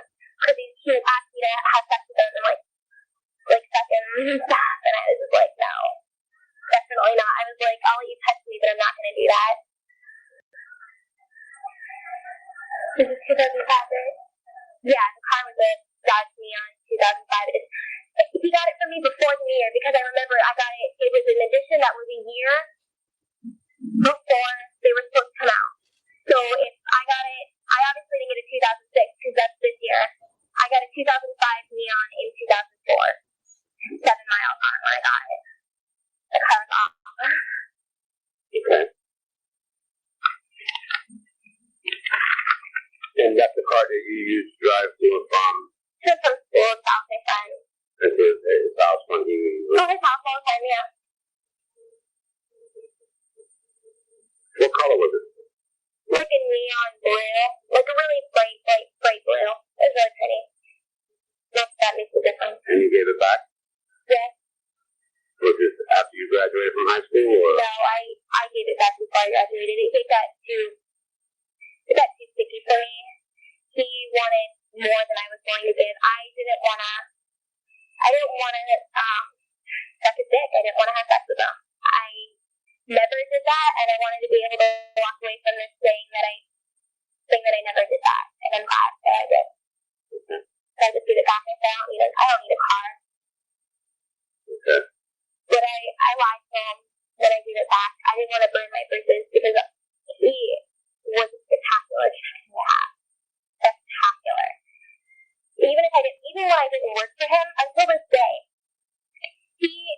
I haven't talked to him in like a couple months, but as far as he knows, he's cool. I don't know how to, I'm sorry, like a million things are going through my head right now, and I'm just getting a little tongue-tied. So just to clarify, she's 17 when they're interviewing her. She was 16 when this stuff happened to her. And she, I believe, had just turned 16. Also, I'm going to show you something in a little bit. After I also point out, I agree completely with what Clam said earlier. I want them to have a female interviewer, or at least someone compassionate, or someone with some sort of fucking training, because this is absurd. And yeah, it's so crazy how much these girls feel the need to defend themselves. Like, at one point later, you are going to hear her be asked, I believe this is the video or the audio. She's asked to describe his penis. And, you know, things that he did around her. And she almost apologizes for having to, you know, tell him that she knows the word ejaculate. Like, there's things that she's like, I'm sorry, like, I only know this because, like, they're ashamed of what happened to them. It seems at times, like, you can hear it, but they shouldn't be, because it's not their fault, you know, like, it's absolutely not their fault. They're the victim. And at one point, I mean, the part where my heart broke is when she's like, is that rape? Like, she literally kind of I mean, she does. She is informed there. Yes, that's what happened to you. Like, it just sucks. And it's so sad. And keep this shit in mind when you hear people like Kevin O'Leary talking about who cares. They care. Their families care. We care. Like, this isn't okay. Like, this, like, you hear her voice, right? Like, I think I also, when I hear these people say it's all a cover up, or like, you know, the girls are part of it, they're covering it up, or these girls are trying to get a bag, you know what I mean? Like, try to remember, like, or, oh, they're just saying something now because, no, they were saying the shit 20 years ago when it happened to them. They've been saying it, and the fact that they're all standing up demanding it get released now, still to this day, after this, I mean, shit, I wouldn't blame a damn one of them if they never wanted to talk about it again, because of how horrible just the interview feels, like, just hearing it. It's so sad. And I get so mad when people say, like, oh, they're in it for the paycheck. No, you think that this girl right here, well, I mean, she's openly telling you, like, I wanted to keep getting money. Like, that's not because she's trying to, like, gold dig. She's a child. Like, if you give a kid candy, they want more candy. You know what I mean? She's not even an adult yet. Like, it's literally a situation where it's not right to put that kid in that position, and you don't just get to buy the ability to assault someone. It's disgusting. And kids don't know the difference sometimes. Anyway, I digress. If I called him today, he would give me as much money as I asked him for. He doesn't know that I hate him, no idea. I kept that connection. I figured he used me, I'd be able to use him. I hate to say that, but I figured if I wanted to use him, I could. See what I mean? Listen to how honest they're being. Wouldn't she lie and just play victim and not say something like that? She's literally saying, like, I figured I could use it, because she's a kid. She's like, I could use him to get money for my car, to get money for my future. Like, it's a thought that as a kid, you're like, not even like as a teenager, especially. Yeah.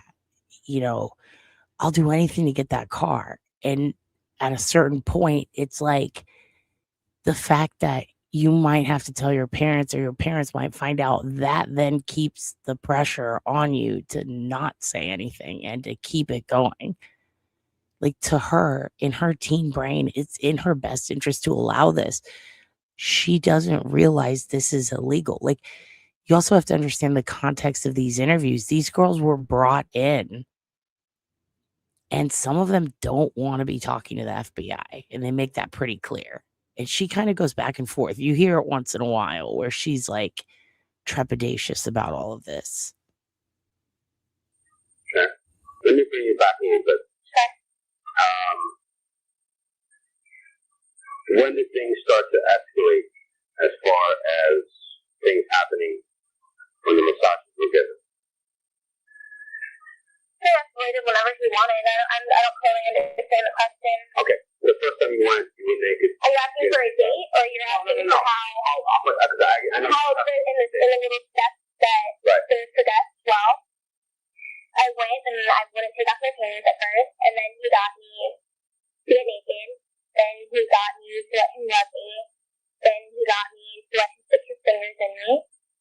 Then he got me to let him go down on me. Then,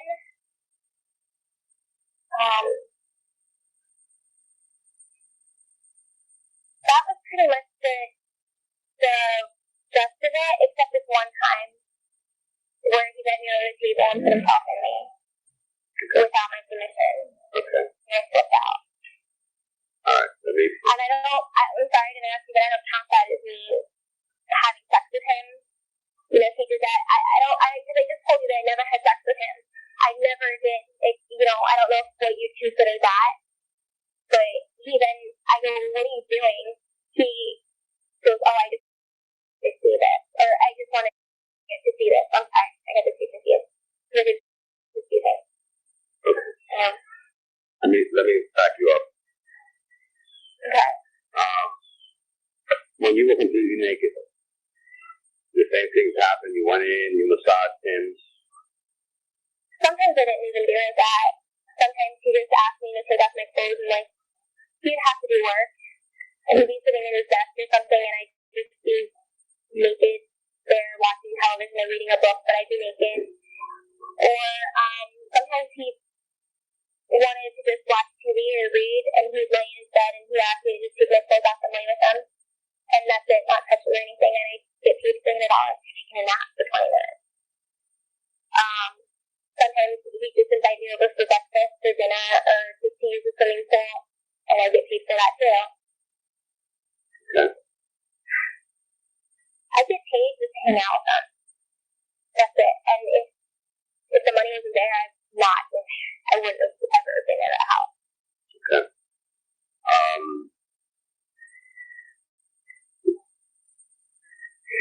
When he started to touch you, I have a question before I say anything else. Is there a possibility that I'm going to have to go to court or anything? That's a possibility, right? well, here's the thing. When this is all said and done, we're going to sit down, we're going to discuss this. What he did to you was a crime. I'm not going to lie to you. Would you consider rape? Would you consider that to be rape that he did? When he put himself inside you without permission. I didn't say yes or anything. He just, I was standing up and the table is about, my hip length. He just put me down. That is a crime. That is a crime. I don't want my family to find out about this. My family doesn't know any of this. My mom thinks I was his secretary for 2 years. Or however long, a year and a half. My mom thinks I made phone calls for him and that's how I was making my great money. That's it. I don't want her to know anything. You're an adult. You're an adult now. Well, whatever, I don't know. I'm sorry, go ahead. When we're done with this interview, we'll discuss this further and we'll decide what the best course. Jeffrey's gonna judge me. You guys realize that, right? He's gonna figure this out, and I'm not safe now. You understand that, right? I'm not safe. He is not this person that he's portraying himself to be. Yeah, well, why do you say he's not safe? Has he said he's hurt people before? Well, I've heard him make threats to people on the telephone, yeah, of course. This life, you're going to die, you're going to break your legs. All the above, but that's not the point. Who's he talking to? I'm not a man, I don't know. I don't know, I've heard those conversations. I've been in a room when he's been on the phone with Bill Clinton. I've witnessed lots of things. I just want to know specifically what y'all want to know. I say that every day. I don't know how many other girls he was saying, you're my favorite, and I want you to resist me to it, but I was in about as deep as you can get. Yeah, quite a few girls do say that. I thought it was pretty nice, Yeah, quite a few girls do say that too. But when did you smoke last time you saw her?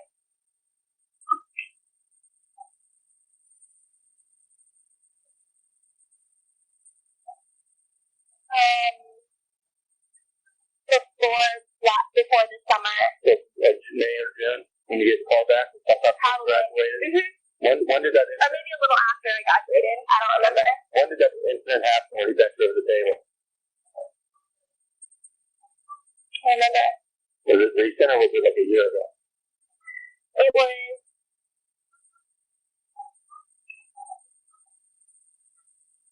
probably in like somewhere in the middle of the time that I worked there. It was definitely before December, if that's what you're trying to get at. Oh yeah, I was. Definitely.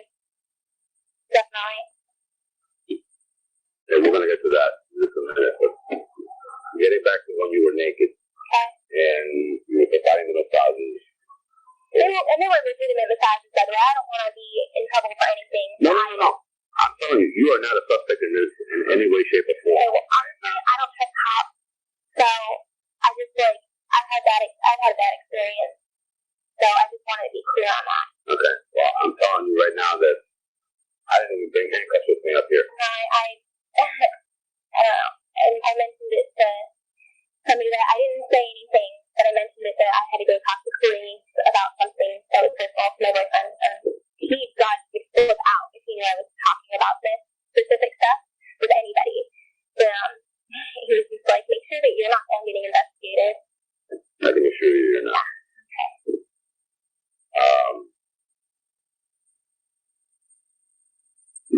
When the massage, okay, first of all, do you have any formal massage training? Hell no. Okay. Alright, I was just asking. When you were providing the massages and things started to escalate. Okay, before we get into this, I want to show you something. Let me show you something. Because I want to show you why there's such a huge data dump from Epstein's trash that accompanies this audio. If you go to, and let me show you how to get to these files, because I think that is one of the biggest snafus of all of this shit, is the inability to make this shit accessible. Okay. So first, let's share this tab instead. First, you're going to go to justice.gov/Epstein. Oh, Hugin's eating and he just hoarded. All right. Yeah. So it's a lot. So the files that they didn't mean to dump and that they accidentally dumped, I'm going to link you to soon. But those alone, it was like 11,000 documents, I believe. It was 11 gigabyte or 11 gig. It was 11,000 files, 15 folders that were just in volume 8. And that's the one that they didn't mean to dump, essentially, and they accidentally did. So we're in 7 volumes, and at first there's 1 million documents left to dump, and now, as of lately, or the most recent, I should say, as of late, it's 3 million. So the number keeps rising. So whether it's 1 million or 3 million, we got a fraction of it, a literal fraction. So if you go to justice.gov/Epstein, okay, and then you go down here and you type to search, you're going to get different results depending on what day and time it is. Now, see right here, 332. Last week, when I typed in Trump, it was, I believe, 647.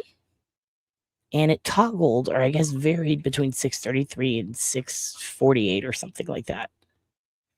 So the numbers are forever changing, which is infuriating because it searches the full library. So that shouldn't happen, right? But let me show you real quick how to, let's just reload the page. That's another thing, is you have to keep reloading the page to take away what you're currently looking at. No, it's not. It was on the surface web. Like literally, okay. Do you guys remember when, and I'm sorry I have to do this, but StreamYard kicked me off of my my camera earlier, and I didn't want to restart everything. So do you remember when AT&T, I believe it was, got hacked? The situation was essentially that someone hacked it because in the URL for a specific site, there were these numbers, and it would have like //%1. And that was for this guy's account, right? So he's looking at his AT&T account, and he sees that in the URL, which is an account identifier that has a unique URL only to him. And he said, what if I delete the 1 and then just put in 2? Usually it'll take you to a broken page. But when he did that, essentially what it did was it took him to someone else's account. That's when he realized, oh my God, AT&T did not personally protect each individual page so that it's not publicly available. So while you normally going through any other function or trying to log in under a certain account page couldn't do that unless you knew their personal information, because of this fuck up with their website, you could type in a number and then boom, you see somebody else's shit. So this person was able to do that and release a bunch of it in a paste bin, and I believe some of it ended up on the deep web, but either way, immediately got caught. He was not really a real hacker, but other people who are real hackers, they try this all the time. It's like a way to see if there's any sort of breach, or if somebody just makes something. For example, if you're building a web page, let's say you have a Squarespace site or a Wix site, and you add a page and you assign it a URL, but you don't publish it. So it's not something that is released for the whole world. It's basically like a YouTube video. It's unlisted. It just sits there in that URL. Well, Squarespace and Wix and all these companies are designed to where they're supposed to protect you so that people can't just get to it. But yes, Patrick, if it were GeoCities or AngelFire, or perhaps, a free web builder, then if somebody happened to just type in the right URL, they can access it. So that's essentially what happened. So, yes, there is, Pat, and I have a list of them. In fact, we talked about one of them earlier, and we used one the other day, and that list is going to be below this. There's quite a few of them that make it more searchable. But I'm showing you through the DOJ site just because I want to show you direct from the source. And also because those are all easily navigable, but this one isn't. So I think it's in your best interest to know how to navigate it should those sites go down. But basically, if you go to search full Epstein library, you don't type in anything. You go down and you go to the Freedom of Information Act. Now, these are things that are FOIA-able, that include the Florida documents.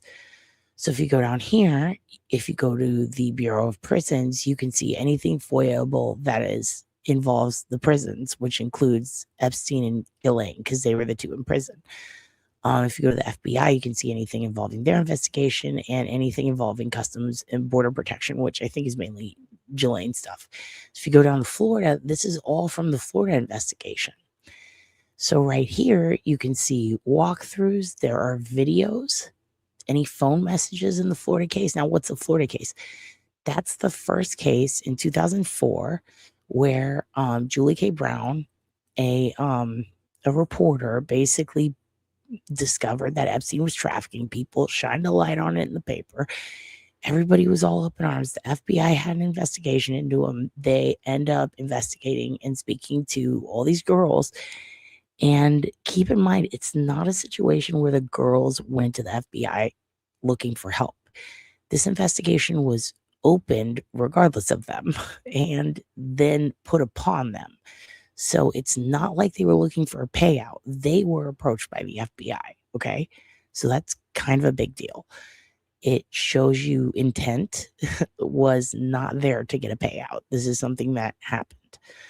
Also, I will put the what? I can't get into my Discord. The email saying the missed messages. What? I'll figure it out. I'll get you in the Discord. I'll figure it out. So anyways, up here, if you go to the audio, the first couple where it says .wave, these are all the audios, right? So there are controlled calls made where the FBI is literally like sitting there with the victim and they're telling them what to say. Like imagine, when a kid gets kidnapped and the FBI is in the living room on TV and they're like, say this. Like it's literally that. Like they've wired this victim up and they're having them make a call so that they can record it. Okay. Then over here, every time you see this, like initials, these are a different victim. Or some of them are people who are just witnesses. One of them's like a manager. But here's what's interesting. And this is why a lot of the victims are pissed. Do you see how it gives their initials? AR, BB, JS. In the supporting evidence drop that includes pictures, those notes do not have the names redacted. So if you see JS and then you see a note that says, for example, it's not a real name, but like Julie Shirley, you can kind of draw a conclusion from that. Julie Shirley coming over for a massage. JS, boom. So with that said, what we have here is AH and AH. So this is one of the first victims that they approached and interviewed because they go in order, okay? And they go in chronological order. So you'll see maybe they'll have one here and then they'll also have one up here. It's because they went back two next to it. So if you want to listen to any of these or download them, you can click them and then download each one individually, which is what I did. And I got all of them. So then if you come here, you have the different PDFs. Now, these PDFs are all literally the Epstein case and the interviews with him and the speaking to his lawyer. See how they all say redacted? There's so much shit redacted in them. But notice all these interviews with the victims. There's like nothing really redacted. So let's keep going down. You've got a supplemental. You've got phone messages. You've got stacked case notes, and you go down and down. So phone messages is what I was interested in. So let's see what's in the phone messages. Well, how would they get those? Well, when they served a subpoena, they were able to get them. But also, you're going to notice, see how these are blacked out? Why? You're going to notice a lot of these, they go backwards. So they start at the top. When he's being investigated, he already knows it. So there are multiple phone notes that his secretary wrote him, his secretary being one of the girls who helped book the appointments and lure people. See how it says to BK and it says Alan Gershowitz and it's got his full phone number. So there's that. Then we go down here, Miss Claudette, Alan Dershowitz again would like to set a meeting with Mr. Gates. So you've got these pulled from his notes, right? Blood work is fine. Don't give to feds our case unless they take all. Like, this is just weird. Like, there's a lot of weird notes in here. Now, as you can see, a lot redacted. Roy Black, personnel only. Thank you. All great. Okay. So it gets, and see how this says Dahlia? So you'll see some that'll say massage, 6 o'clock. She can't come. She's in school. Things like that. Len Pepper, ABC News. So all of these are like pretty much appointments with adults. None of them are really like kids at this point, because up here is when all these different news stations are calling to try and get an interview from him. Okay. But as we go down, we go further back and we can see more shit. Now, eventually we get to a point where Epstein's trash is gone through and there's logs for it. So you can see all of the shit they pulled. So these are all his phone messages, right? So these are mostly during the investigation, or they're basically the ones that were still in the book when they subpoenaed it, right? So then there's another drop, which is part 24. Let me pull that up. So right here. So this is, and I went through all of these to try to find the shit, and it is crazy how many files there are. This is the trash results, okay? So 225 files that were things that they took a picture of that they pulled out of his trash. And they did it right after they interviewed these victims. And this was right around when he found out that there was a case into him. So naturally, what are they going to do? They're going to leak or let him. I'm still not sure whether they leaked it to him or whether someone got interviewed by the FBI and then snitched. But either way, they happened to know right after he found out about the investigation and before. And you can tell because right after he finds out there's about to be one, all of a sudden they're taking all his trash, which tells you one thing. He's throwing away a lot of stuff that should have been in that book from when they went through and searched his house, right? But it looks like pages ended up going in the garbage. And funny how that happened right after he found out. Like, for example, this was in his trash. Blank, see how it says a V? Now, I believe this is Virginia, is saying thank you for the car. Dr. Bard. Sarah is trying something more for Brittany could work at 6. So Brittany is one of the girls, and look at how she's working at 6, okay? So if you go to the dates for each files, you can kind of line them up, but this is where it gets interesting because you're about to see Brittany working at 6, this girl working at 10, this girl working at 8, this girl. All he did was get massages all fucking day. See how this says car extension? They blacked it out. This is a victim. They happen to black this one out. Good. But look how it says that car extension. So he's, and look, sending 29 somethings, a bucket of roses to the Royal Palm Beach High School to give flowers 8:30 to SB, who is listed in the audio file. So she's a victim, to give it to her at the stage after her performance. You'll notice a lot of these girls would let him know, I have a performance. I can't make it to work. I have to do this. And so he would have flowers sent to them, to their fucking high school. So why is all this in the trash? And to back it up, you've got literal receipts for all the cars he rented and purchased for all the different girls. You know, I'm glad you bring that up because the girls bring that up. In all of the interviews, they literally tell you, like one of them says, my mom just thought I had it, because keep in mind, this happened for a year, right? So one of the girls told her mom she got a summer job. That summer job turned into a full-time job or part-time position, if you will, and then full-time. What's that job? Answering phones, secretary. Now my boss wants me to be his personal assistant. So now I'm getting a car. Guess what, mom and dad? You don't have to buy me a car. All of a sudden, they're getting $200, $300, $400 for one 20-minute to an hour massage. And he has an entire staff orchestrating this and 2 of his girlfriends. Here's the crazy thing. Some of them did know. They knew their daughter is at this house in Palm Beach of a billionaire who lives down the road. Why? Many reasons. 1, she's his secretary. 2, she's tutoring his girlfriend's niece was another thing. 3, one of the girls, I'm going to show you something crazy. Let me just show you how far this goes. Look at this shit. So I'm going to share a different page with you. This is from my own notes. Jean-Luc, remember him? He killed himself. He was a pedophile. On this date, 9105 at 8:08 p.m. or a.m., whatever. Mobile phone number, telephoned. So Jean-Luc called to tell Jeffrey he has a teacher for you to teach you how to speak Russian. She is 2 times 8 years old, not blonde. Lessons are free, and you can have first today if you call.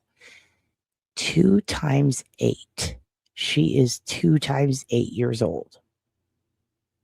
16. So they never even wrote the girls' ages. They did, like, that's how much his secretary, aka eventually one of his, she was his secretary / personal assistant.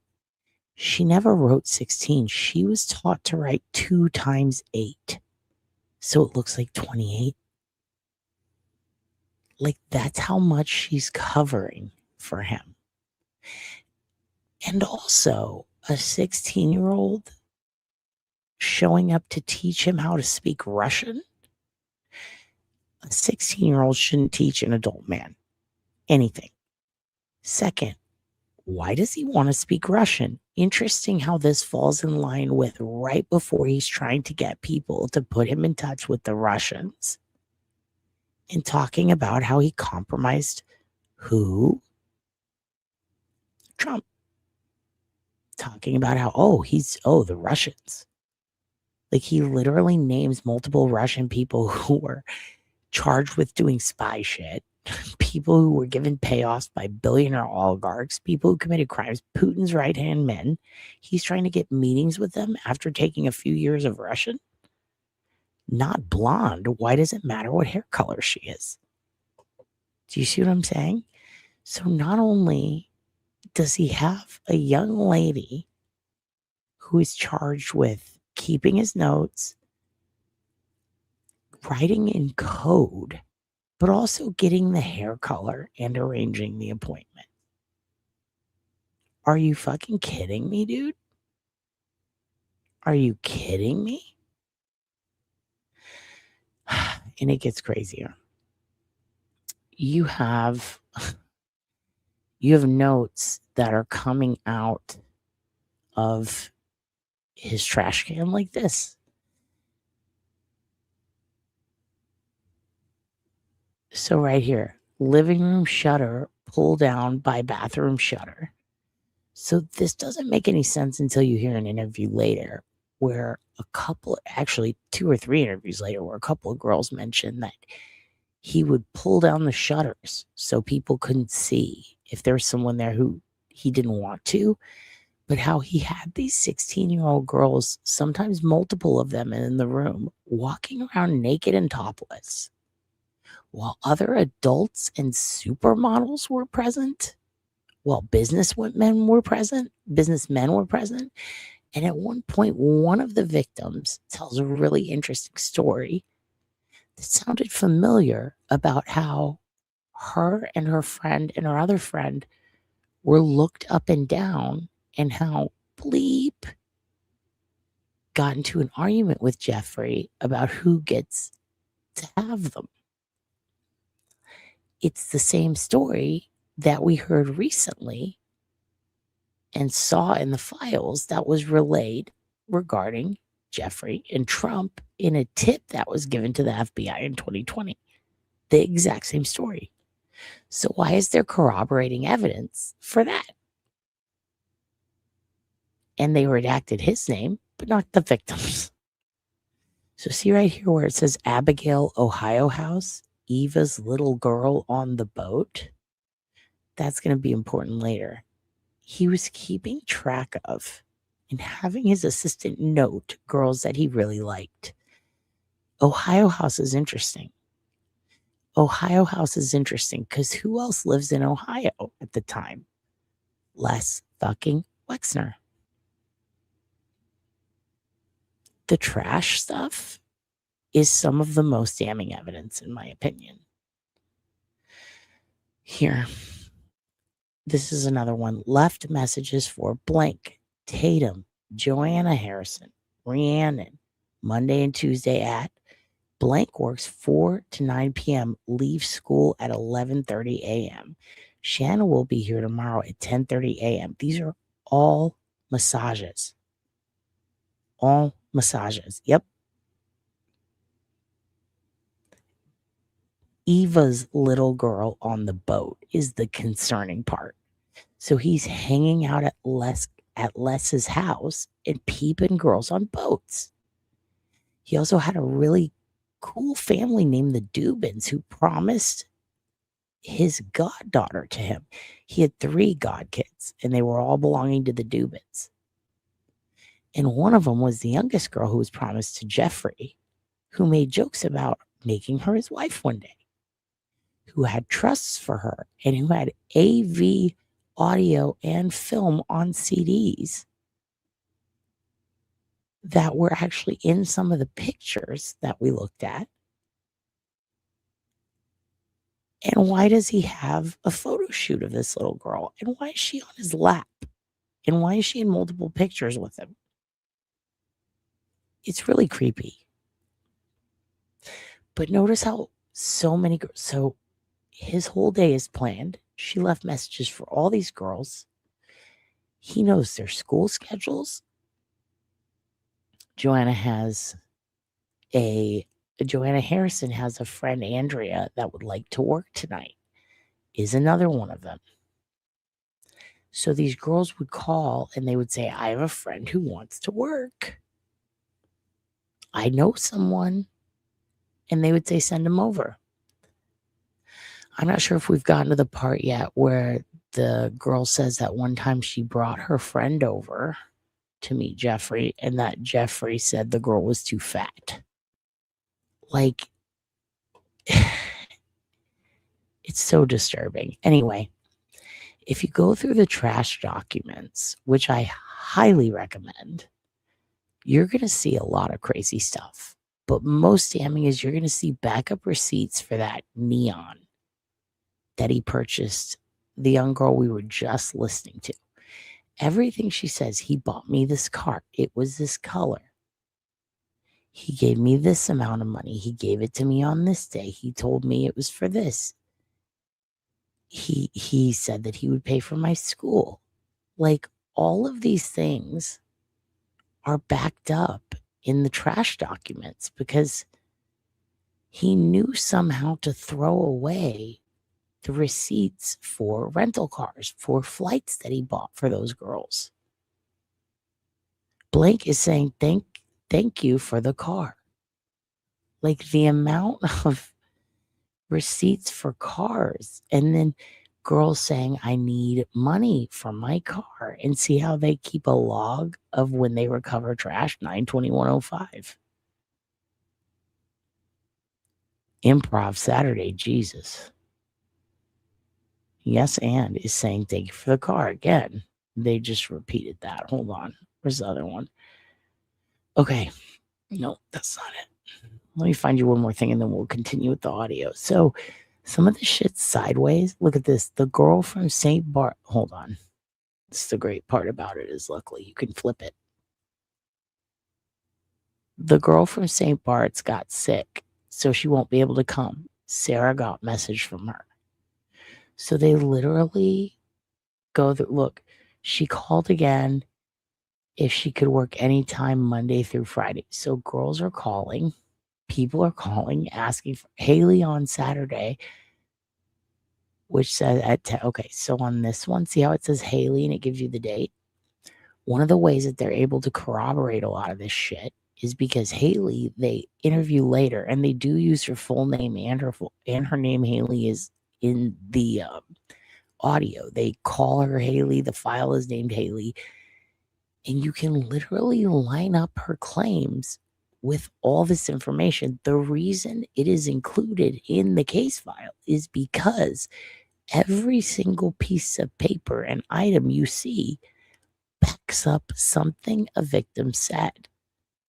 I called him back that night and I said, I want to talk to him. Okay, is there proof of that? Well, yeah, it was in Jeffrey's trash.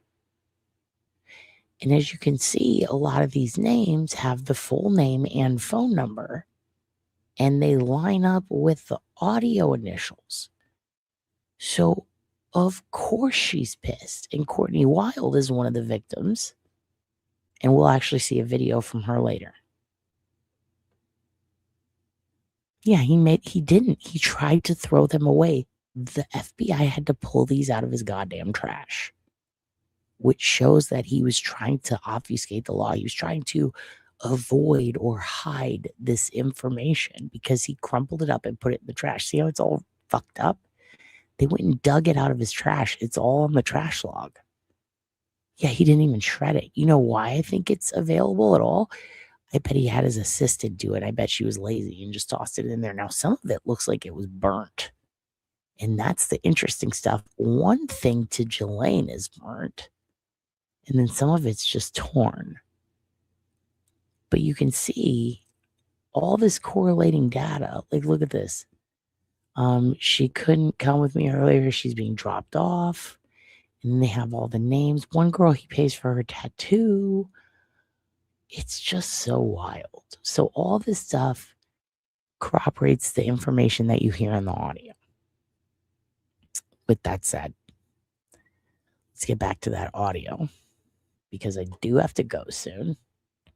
Actually, I have to do some work today pretty bad. So let me stop sharing that. And I'm going to pull this back up. And again, I'm sorry. I wish the quality was better, but this is the best I could get it. I think it's at least you can understand the words.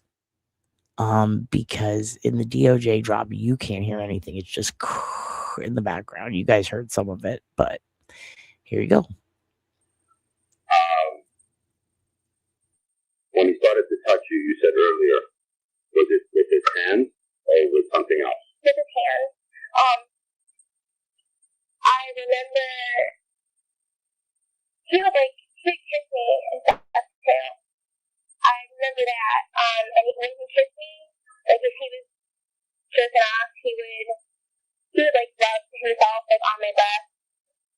And I don't know how to make it sound. Yeah, I was extremely uncomfortable, and I would maneuver myself away from that activity. I'd get up and I'd move somewhere else, or I don't even remember. I would stop whatever was going on without saying, "Get the fuck off me." I would. Do you guys need a little? Do you guys need a little cleanse? Because it's some fucked up subject matter. I can give you a cleanse. I could give you a cleanse. Here you go.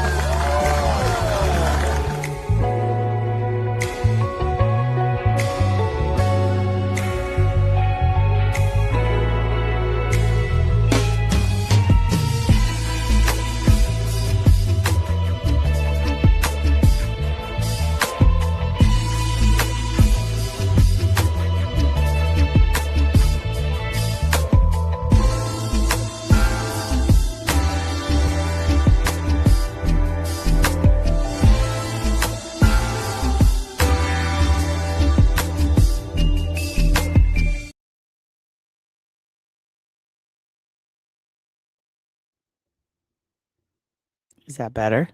Yeah, that was Flava Flav. That was when Shaq levitated because Chris Angel mind freak. That was 100% Flava Flav. Do you guys want to see it again? Yeah, I guess it was real. It was Chris Angel mind freak levitating Shaq above his house. What's so weird about that? We'll watch it.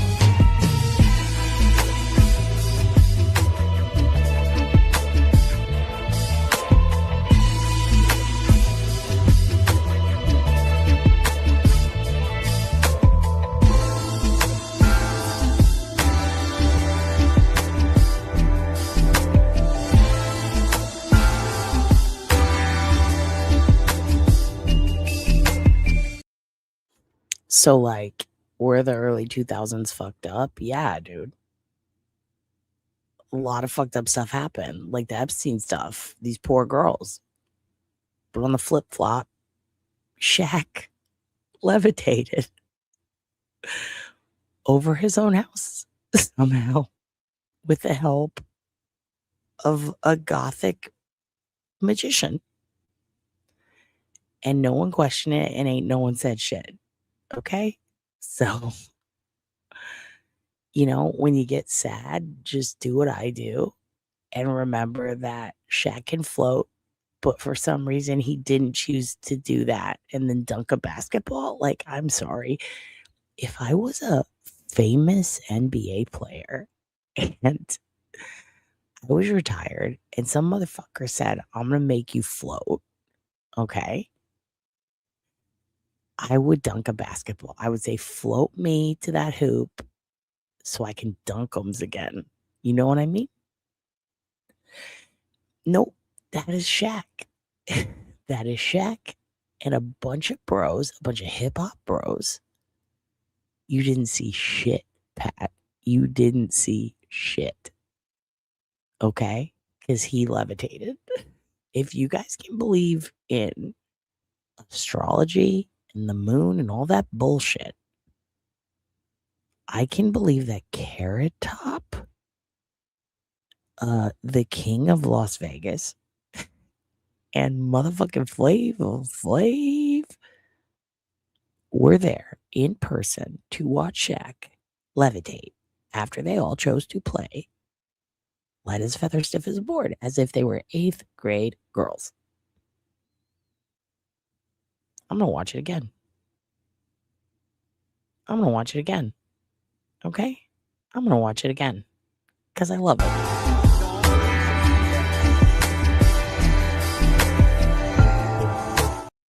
Like, that motherfucker has a wallet chain. Do you guys understand what I'm saying? Like, he had a wallet chain. He had a wallet chain.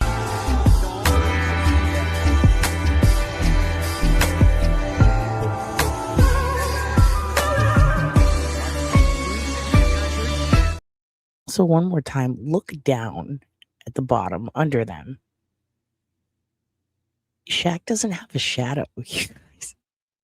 He's no Shadow Shaq. Nagel could never. Nagel wishes. Like, literally, Nagel, please.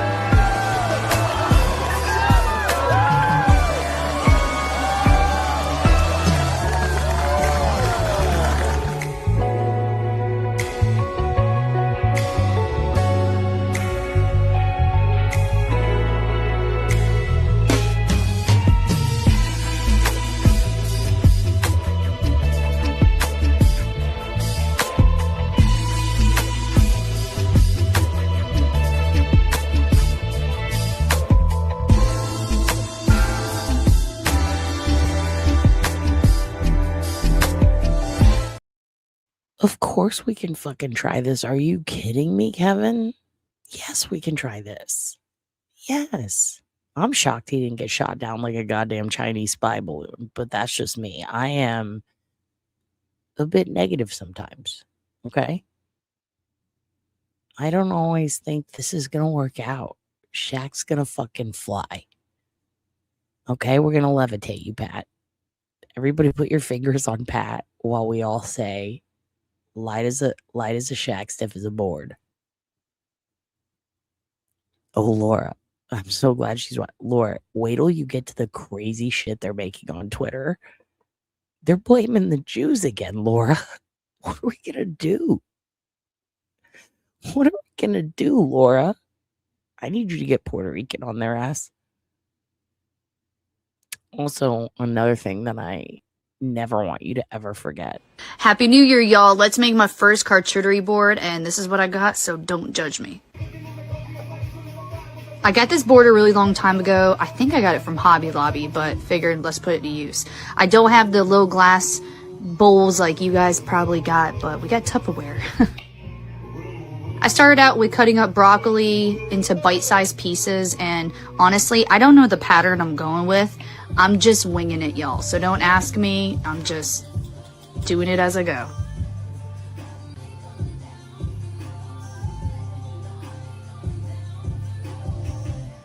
The OCD in me. I got these sweet peppers and my kids love them. They're not hot and they're honestly so juicy inside and they go great with any kind of dip. I just cut them up into little thin strips so it's easier for dipping.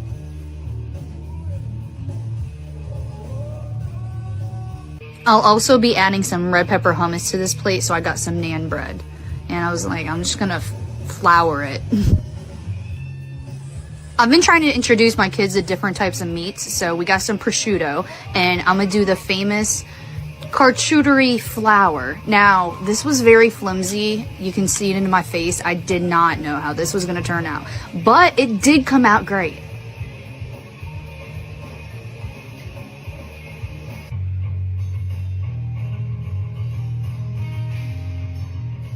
Honestly, I layered it around and around and around. And then once you're done, you flip it, and it's supposed to look like a flower.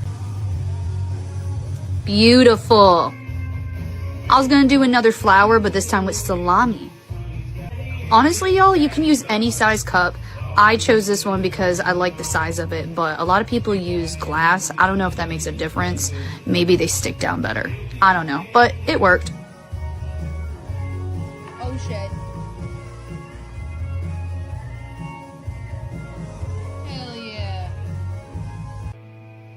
I swear to you guys, this ranch is the best, and it is the creamiest, and Kaiser could not stop eating it. Boar's Head red pepper hummus.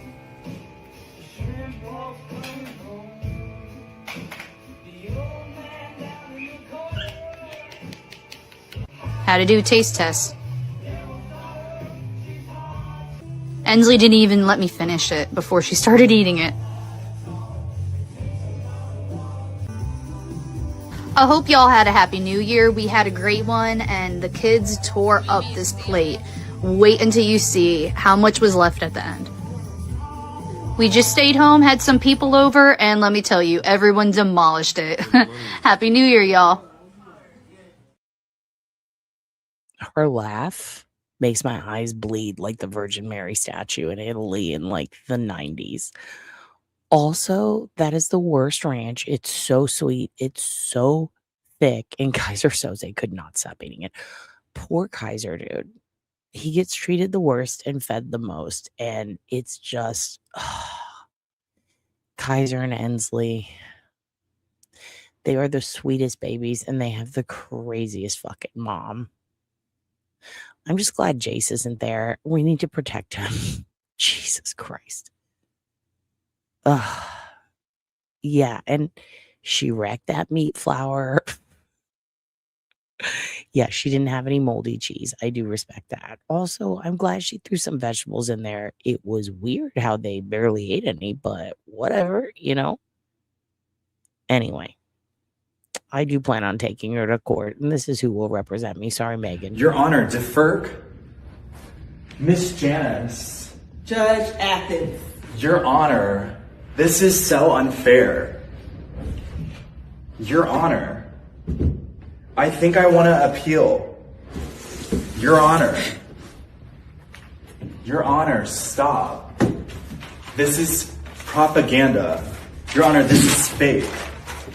Don't believe what they say. Thank you, Miss Jessica. I appreciate it. We are at, what is this, 501 now or 502? Also, Kaiser is Janelle's baby son's name. Yeah, that's Aunt Deb. Aunt Deb got a vest. Also, one more of Shaq levitating, and then we'll go back. And then we'll listen to the rest of the audio.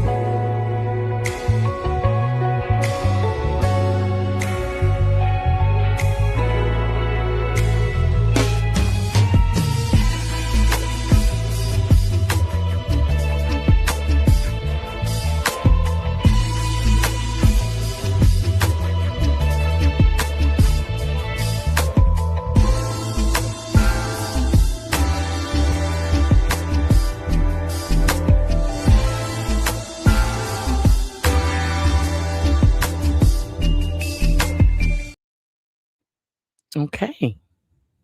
So Shaq can levitate. So that's super cool. Right? We all love that. That's fun. Yeah, I don't think she knows what a charcuterie board is. Good morning, Derek. Oh, fuck. I want to watch it again. I'm so sorry.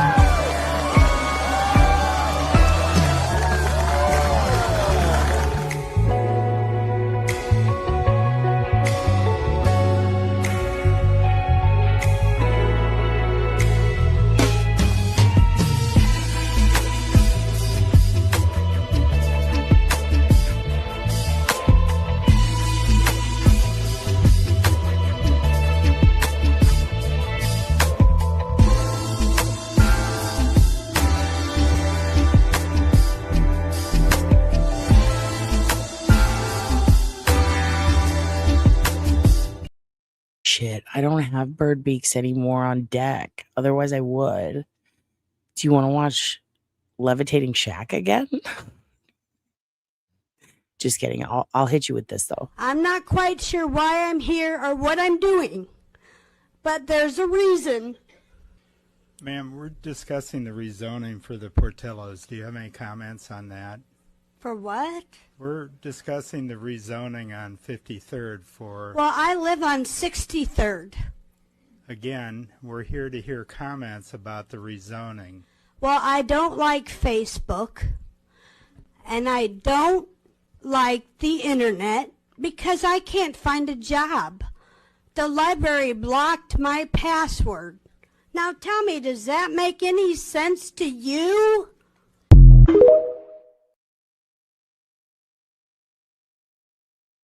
So I don't think she has dementia, but I do think she has dementors, and I hope that makes sense. Also, there is one more thing I want to throw in here. I don't know if I've played it in full. If you don't speak Spanish, you'll still love it. Because it's perfect. I have no idea what's going on here. I pick up maybe half the words they say. I prefer to kind of block out the audio so that I can just make up a story in my head. So here you go.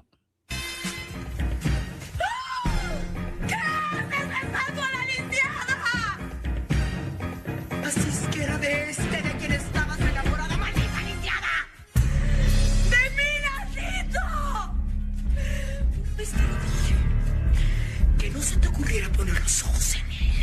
¡Y los pusiste! ¡Escuincla babosa! ¡Te atreviste! ¡Pero te va a pesar! ¡Te va a pesar!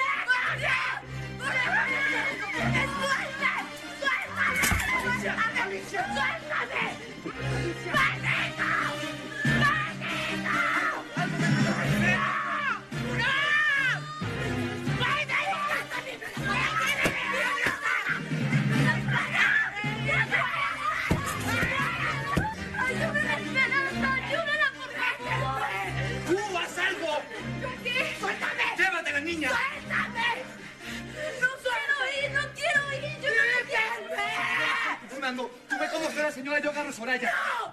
¡No! ¡Suéltame, señora! ¡Señora, la gata esa! ¡Suéltame! Que si no está muerta la termino de matar. How did the maid die? Also, I'm glad she beat Wheelchair Girl's ass. That girl was up to no good. You can tell by the dress. She was on that Ruby Frankie shit. Okay. We've all taken a breath. We're going to get through this. We've only got, I think, 10 more minutes. We're probably going to do part 2 another day. We'll see. Probably going to do part 2 another day, though. Probably next time. I would stop it without saying stuff like that. Okay. This is my action. So he was touching his hand. And did he touch you with anything else? I just told you to touch his penis. I know. Like, You told me all day boys or... oh, yeah. Yeah. Okay. Can you describe? He used to have a back massage thing that it was like the ball on the end and it vibrated. And Okay, so some of these translations do not come back properly in the captions, but right now she's talking about how he had a vibrating thing and had a ball at the end of it. That is obviously that giant massager, quote unquote, that he had multiple of in every single drawer that we saw in the pictures. So that's what she's describing. Again, when you see the pictures and you wonder, why is this in here? It corroborates the evidence later and back then. So, very interesting. do that. And then for his birthday, he and I went shopping. And we got a bunch of toys. Which, I don't know how to tell you guys all this stuff without you thinking that I enjoyed this. Like, because I had a choice whether or not to go shopping with her. I made this decision. I'm the one who did this stuff. So it doesn't mean that I felt right about it. But yeah, he was lost toys on me. Like, I don't know, like, specifically, y'all want to know. Like, he all the time. Everything. Like, whatever was there. If you wanted to use something else, you use whatever was there. Like, What kind of vibrators did you use? like white and like maybe it was like this color, but like blue. Like you see the gray, and it's a grayish on the pipe. Right. The pipe. Like gray with like a little bit more blue, like that. And it had a white like end. It had like a white handle, and it had a ball on the end. It was just giving back massages. And then there was kind of red one. That's what it was. Then So I went through the pictures. If I show you on this, it's going to cut off the audio, but we will definitely look at them tomorrow. Every single one she talks about corresponds with a picture from the files. Not just the white and gray one that has the ball on the end, but when she talks about the red one, notice when she mentions specific books and toys, the reason they're going in depth on this, even though it sounds like, oh my God, why would you ask her that? Or that's fucked up. It's because they're trying to get a description so that when they do the search warrants and, when they're going through his trash or whatever, if there's anything corresponding at all, they can put it on there. So very important interview here. A lot of the stuff that she mentions is 100% backed up with evidence. Keep in mind, they approached her. So this is not a bag chase, you guys. Like, this is, I'm sure I'm preaching to the choir, but for anybody who had any doubts, this is a 16-year-old kid. Like, holy shit. And yeah, it is so casual, but they also have been in there with her, I'm sure, talking to her for quite a bit of time. And they did do phone calls and they had controlled phone calls. So I think they're trying to keep it casual just so that she doesn't freak out, But at the same time, I think they should have had a woman. And there are some of the questions he asked that do come off as a bit creepy. And I think if you had been abused by an older dude as a young girl, whether you're whether you've come to terms with what that means for you, or even that it happened to you at all, like in as far as like admitting like what happened to me was abuse. Some of these girls don't understand that. So it just seems very inappropriate to have like another adult male asking these type of questions in regards to sexual stuff. But you know, maybe this agent built a rapport with her. I don't know. It just feels weird to me. Yes, she's 16 in this interview. So this victim is an adult now, and she was one of the girls who was on the steps demanding they release all the files. And it's crazy because she's 17 in here, and she just turned 17, and she's reflecting on what happened the year prior when she was 16. So it was 1 year after it happened to her. She was 16 when this stuff happened to her. Everything, like any tool you can think of, you can use on me. Okay. And I'm not, definitely not by my choice. It was like, oh, it's there and it's happening now. I think. See right there where she says, and it was definitely not my choice. Like, she makes that very clear. She also makes it very clear that my boyfriend didn't care, but he said as long as he doesn't put anything inside of you. And eventually she goes on to say, and he did just that. But when he did that, he paid her more money. Like, if that, do you see the process? Overstep the boundary, ask for forgiveness later. If they don't give you forgiveness, threaten. Overstep the boundary, ask for forgiveness, and pay money later. And then if they fight that still, threaten. And then if they allow it, escalate, escalate, escalate. And he does that with every single victim. Did you ever stop him and say, hey, listen, I'm not good with that? Yeah, definitely. Before I let him, before things progressed where I would let him touch me, I would not let him do anything to me, even with stuff that wasn't attached to his body. I said no for a very long time until he upped it by like $100 or $200, you know? Okay. When you're saying strap on, did he use the strap on? No, but he probably would need to. Sorry, I'm just trying to make myself feel a little bit better. Well, I don't know if you would count like him. He never actually put it on, but it was him in the bedroom, and we were all in bed together, and I was messing around with her, you know, and he was watching. At his request?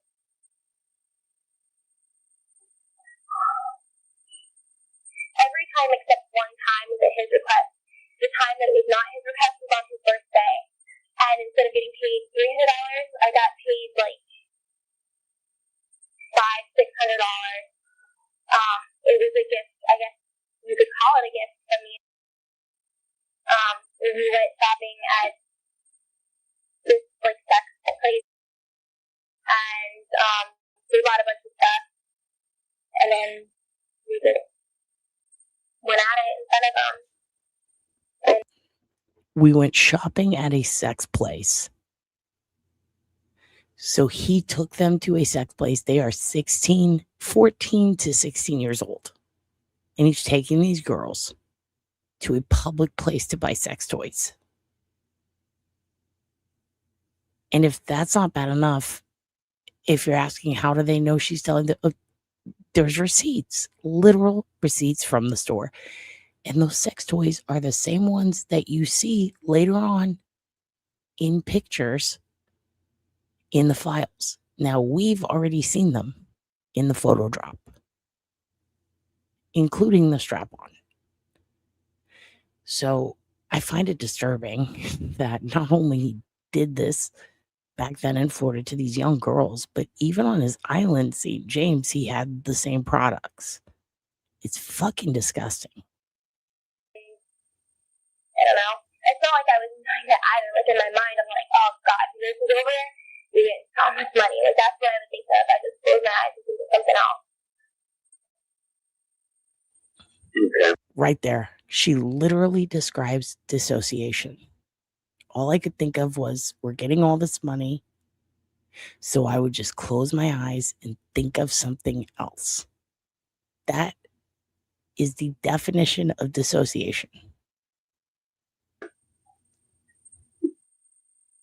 get to the point where he's actually inserting his fingers inside you. At what point from when he started just touching you to the point where he actually put his fingers inside? Once in the beginning, and as a Okay, just to be clear, it said watching YouTube. The question was, when did it get to the point where he was touching you with his fingers and stuff? Like, when did it escalate?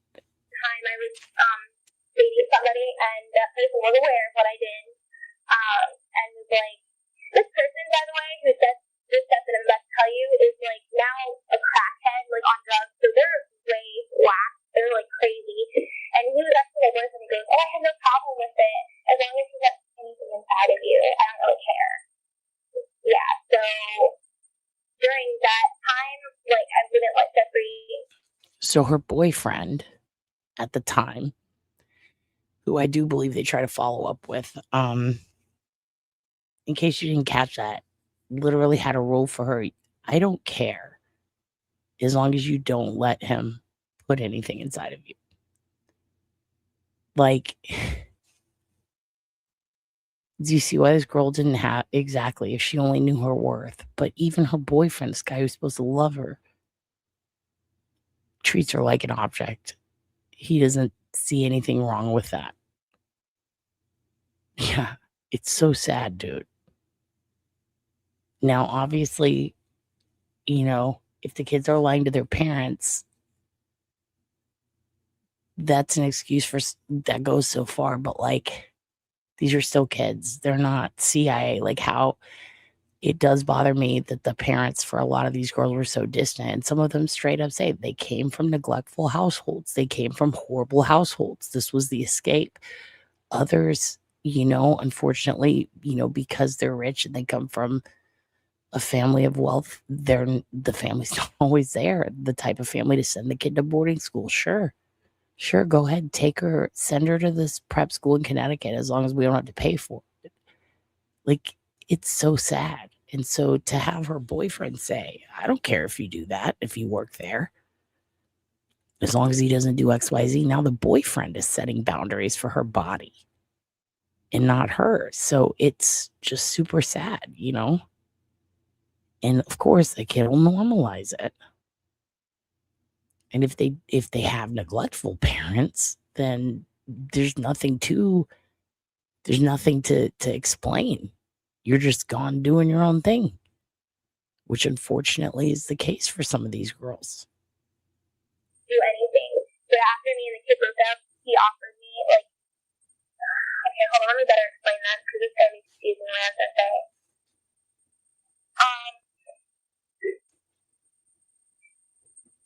I wouldn't let him put anything in me until one day he did, just out of nowhere. And I said, wait a second, my boyfriend, you know, we have this thing, you can't do that, you know, I'm allowed to work here as long as you don't do that. And he said, okay. Well, a couple months later, I guess he assumed me and my boyfriend had broken up, and he just did it one day. He just did it without asking or anything. And then I said, what are you doing? I said, you know, that's not cool. And he goes, oh, I thought we did that last time. And I said, no, we did not do that last time. And then he goes, then he just offered me more money. He's like, well, why don't I just give you something extra and we can try this out? And I was like, he's a very hard guy to phone in, so I don't know if any of you have ever talked to him. Yeah. I haven't spoken with him, but yeah. from what I can tell. Well, if you talk to him, he straight up tries to control the situation. There's every word that comes out of your mouth, it seems like he already knows what you're going to say. Like, that's his job. That's how he made his money, is knowing what people are going to say and what people are going to do. What did he tell you he does for a living? Well, there's a couple things. Things that I... Just to clarify right there, to correct the captions, he actually asked, what did he tell you he did for a living? As in, what did Epstein tell you? found by myself. Things that I looked up on the internet. what he specifically told me when I asked him the first time was, oh, I'm a brain scientist. And I said, what the fuck is a brain scientist? I was like, that's not a real job. Okay. So he said he's a brain scientist. I honestly love this girl. Her response is hilarious. What the fuck is a brain scientist? Made me laugh out loud. I'm not going to lie. This is hard to listen to. It does feel real. It is very disturbing shit. But when she looks at Jeffrey Epstein and said, I'm picturing it in my head, she goes, what the fuck is a brain scientist? That part made me laugh pretty hard. Like, that probably really emasculated him. And good. Fuck him. What he specifically told me when I asked him the first time was, oh, I'm a brain scientist. And I said, what the fuck is a brain scientist? I was like, that's not a real job. You're like, tell me the truth. But anyway, I took that as, he told me, his explanation was, it's my job to know how people's brains work. And I said, whatever the fuck that means, whatever, you're a stupid guy, and I went home. And then I looked up on the internet about him, and he was apparently he worked for a financial firm, and he would invest other people's money. When people sign their fortunes over to him, he invests it, and he gets commission off of the money that they make. And then he just takes, I know that he himself, besides investing other people's fortunes, he's invested all his money. He owns tons of companies, soccer sports teams, and stuff like that. He makes his money everywhere. Right. And especially, he does a lot of modeling stuff with modeling agencies. And I know that he's involved in stuff like that also. Which is important because who else does stuff with modeling agencies at that time, which backs up this and corroborates his testimony from this girl? Fucking Jean-Luc, his bestie, that weirdo, the guy who killed himself, the guy who happens to run a modeling agency and work primarily with models. Like, his whole job is to poach models and traffic girls. Literally, because he had a side job. Like, this is absurdly wild that he's gotten away with it for so long, but this girl hits it on the head. She hits the nail on the head. She tells you everything that is the facade of Jeffrey. And she shows that she had the smart stuff to call him on his bullshit. That's not a real job. And also going on the internet to look it up and look into him at a time when really there wasn't a ton of data to find on individuals so publicly, at least not as much as it is now. But he happened to be considered one of the wealthiest people at the time. So obviously she found out. You know, he promised me, I think the reason I held on so long is he promised me that I would get into NYU. So this is important. He promised her she would get into NYU, and it was her dream. This is not the only victim who says this. When Jeffrey, a couple of them say this, and this is something that has long well been known. When Jeffrey meets these girls, he asks them a lot of questions. And one of the questions is, what do you want to be when you grow up? What do you want to do? What's your goal?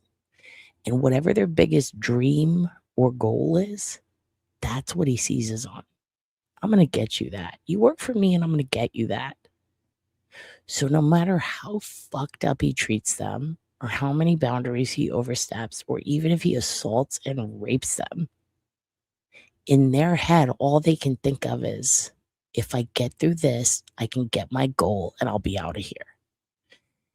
And no goal and no dream is too big. He promises girls travel. He takes them to, what's it called? Kyriakos or whatever it's called.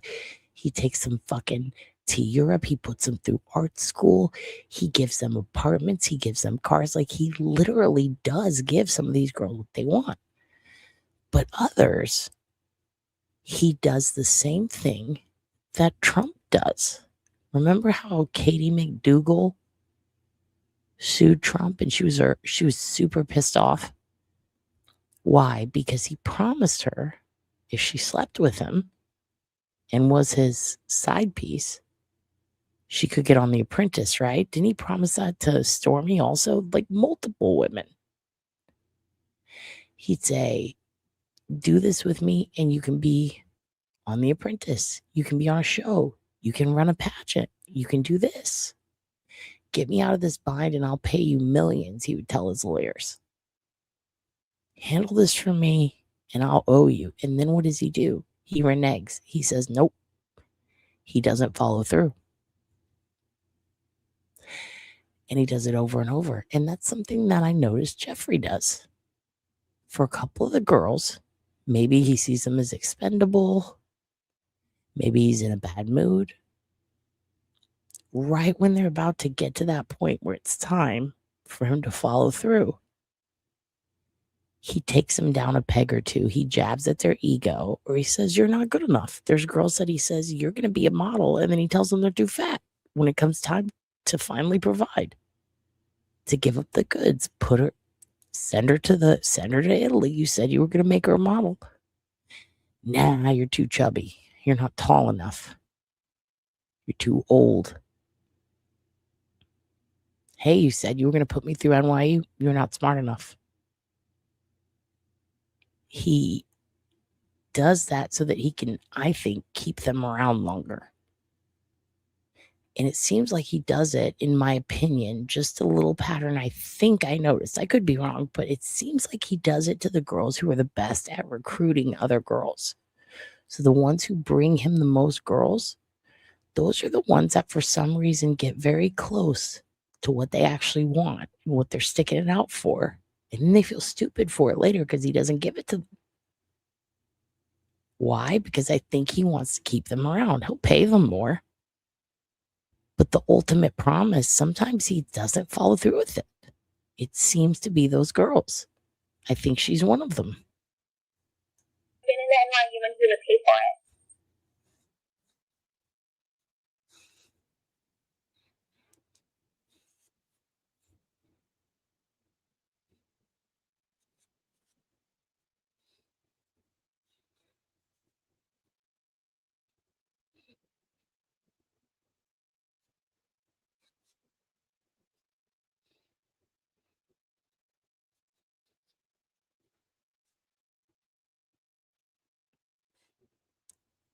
So he was telling her he had an in at NYU. He'd get her in, he'd get her in, he'd get her in. Oops, it cut off the audio. Sorry. I'll go back. So basically what happened there, and I went back a little bit, is he tells her, he's like, I'll get you in at NYU. Like, I know people. And she applied 3 times and got rejected. And he told her she wasn't good enough. And she's like, maybe he just forgot. Maybe he could, like, he was supposed to do this for me. He was supposed to get me in. And you know what's interesting is you hear some of these victims and you read their testimony, you see the promises and what schools they wanted to get into. And then all the donations to the different departments make sense. Because I couldn't figure out, why is he donating all this money to this school, to this specific subject? And then you start to hear a testimony and read the depositions, and you start to see these girls, oh, I wanted to get into ASU. I wanted to study XYZ. Oh, weird. He made a donation there right at the time you would have been going there. Some of the girls, he does fulfill their dream. And you notice that those dreams and those fulfillments co-align with these girls and where they want to go to school. Those donations and these girls' dreams line up, but not all of them. Some of them. And that's his job. That's how he made his money, is knowing what people are going to say, what people are going to do. What are you telling me that's for a living? Well, there's a couple things. Things that I found by myself, things that I looked up on the internet. What he specifically told me when I asked him the first time was, oh, I'm a brain scientist. And I said, what the fuck is a brain scientist? I was like, that's not a real job. You're like, tell me the truth. But anyway, I took that as he told me, his explanation was, it's my job to know how people's brains work.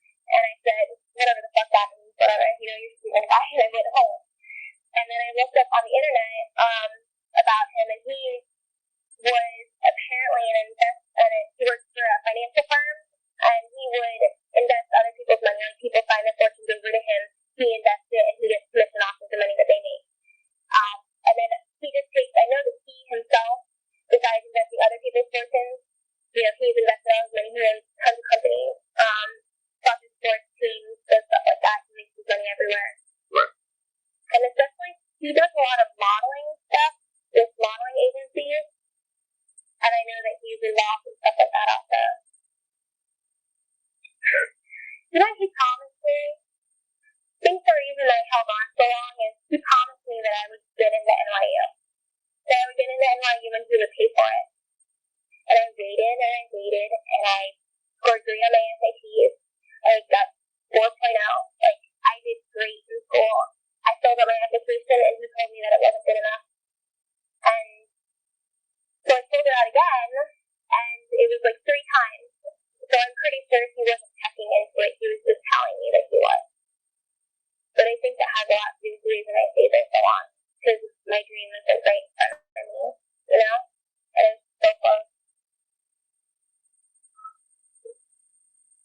Aside from having been with, was there anybody else that you brought to the house? I've got a few people. She posted me actually, because it got out that I did this. Like, everyone at school knew. You know, everyone talked all. It was a circle, and it was a little circle, and yeah, one girl told, "Oh, I to do this," and then, you know,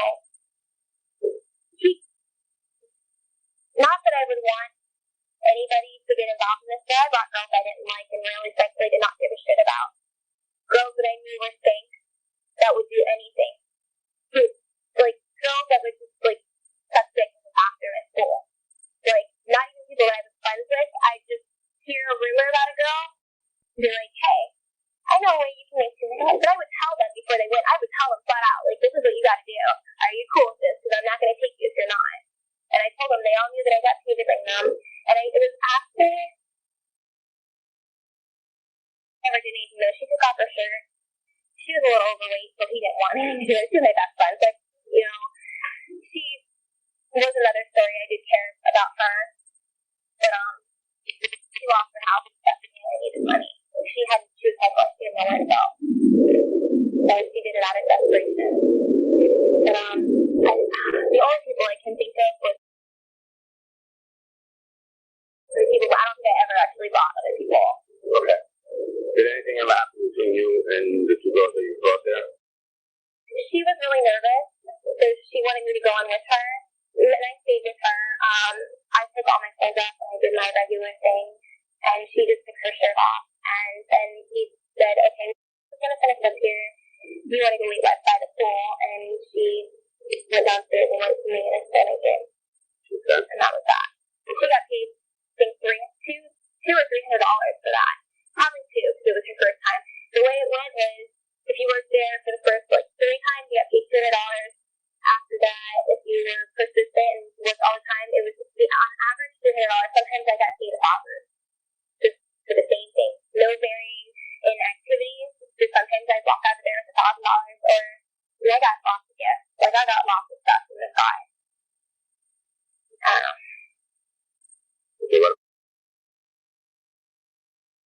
She just went up in the room and did her thing, and she continued to work for him afterwards. I don't know. I don't think she still does. She may not, I don't know. Okay.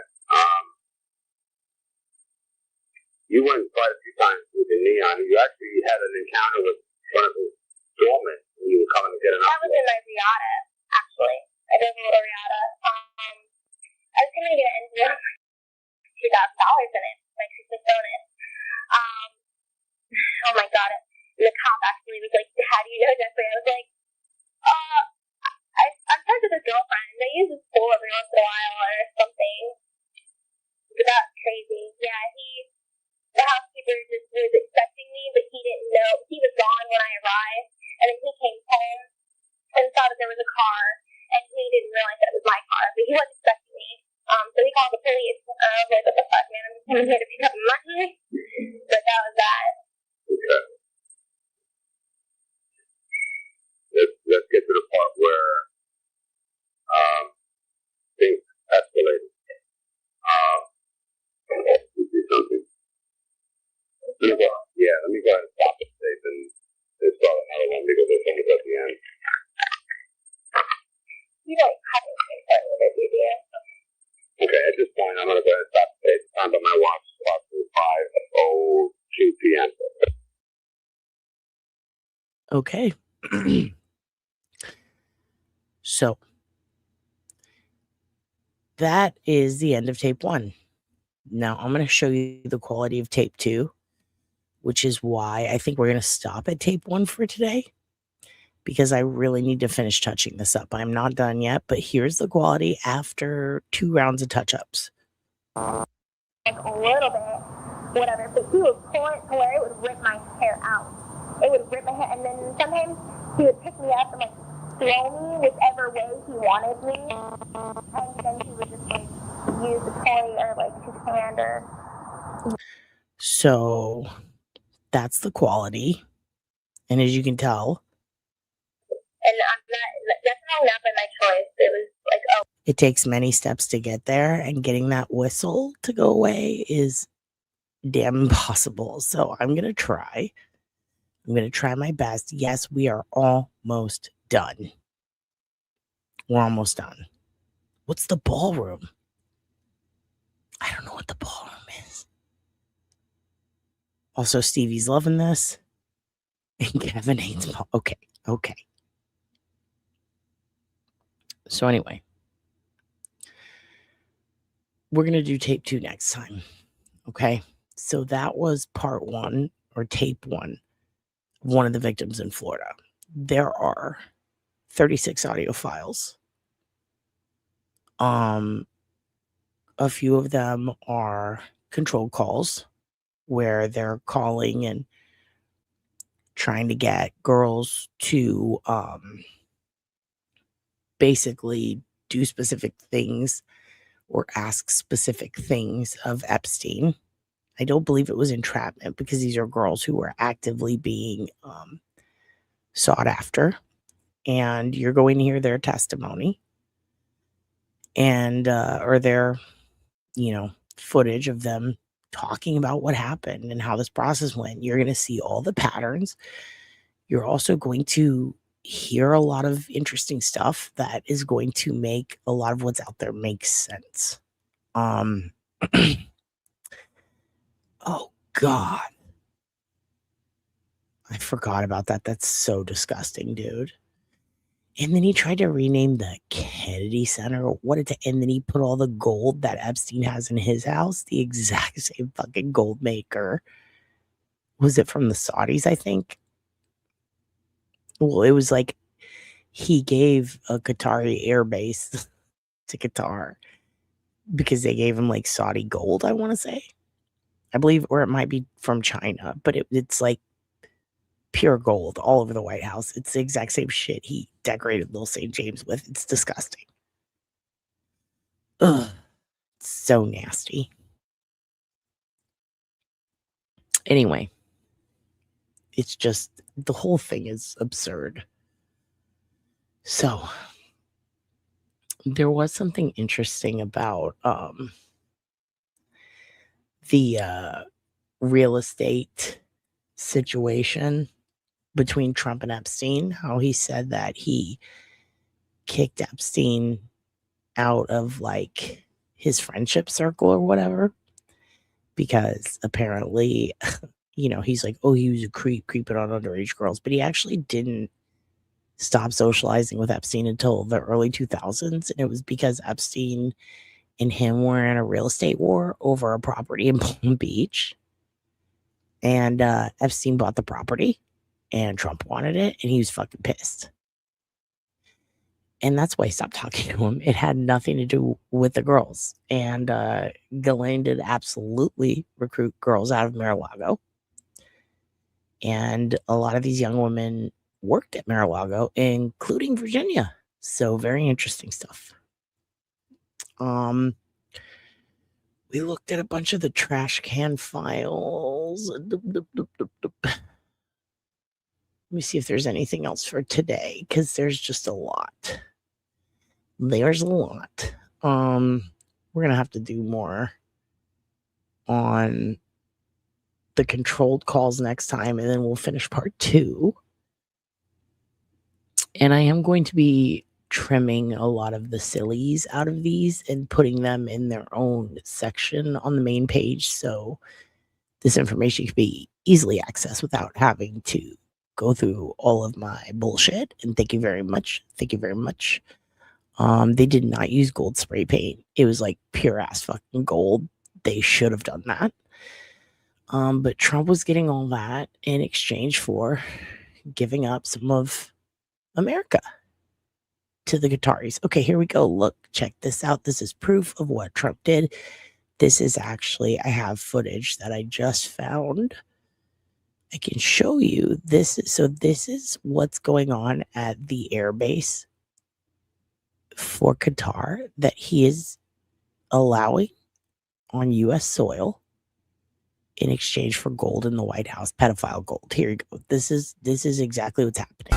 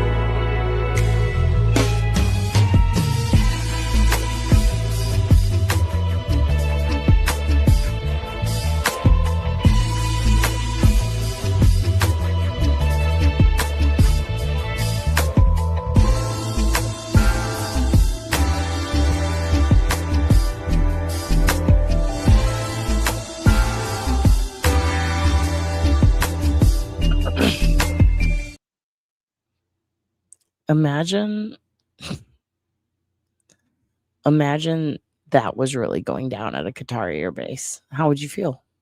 Would you be okay with it?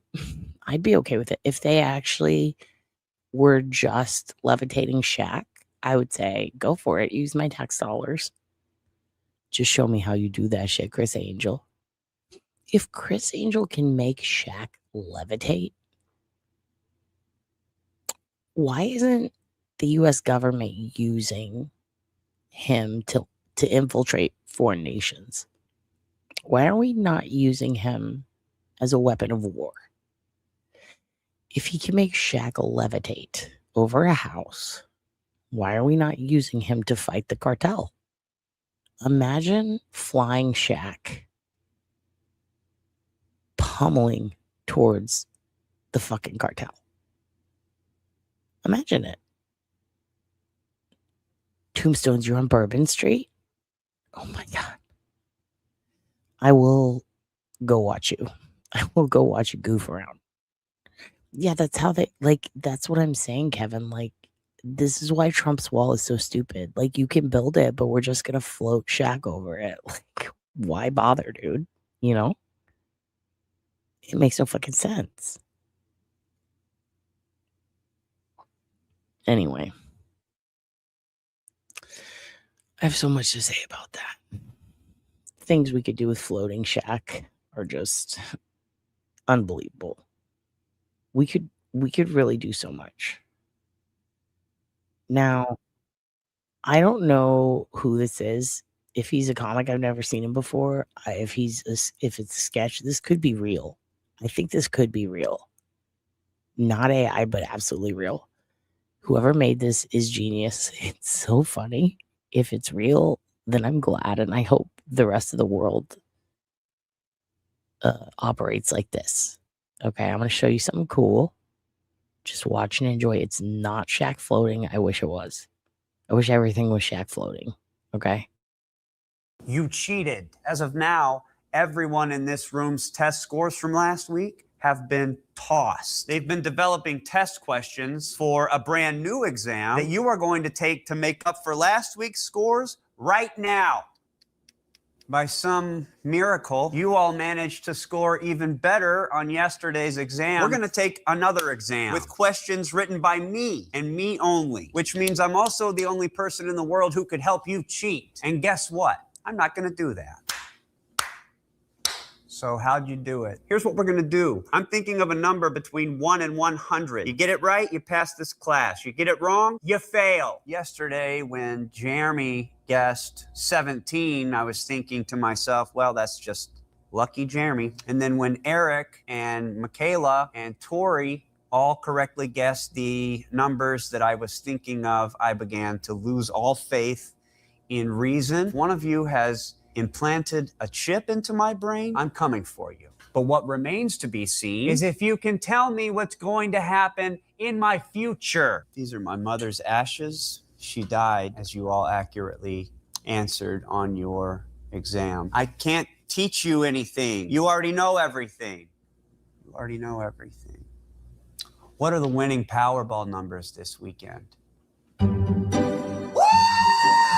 I'm fucking rich! Wait a minute. Is my wife cheating on me?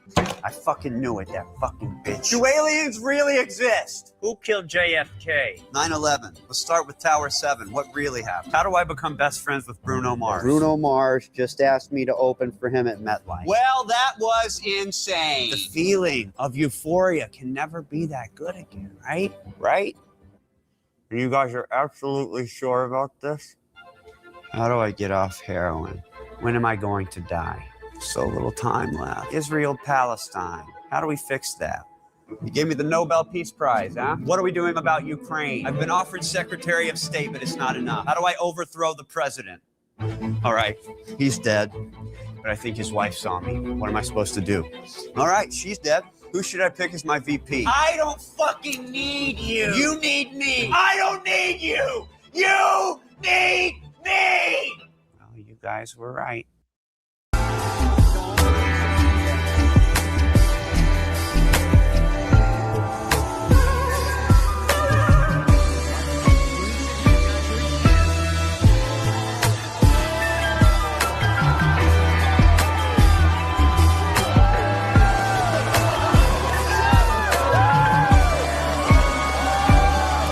Your Honor, defer. Miss Janice. Judge Athens. Your Honor, this is so unfair. Your Honor, I think I want to appeal. Your Honor. Your Honor, stop. This is propaganda. Your Honor, this is fake. Don't believe.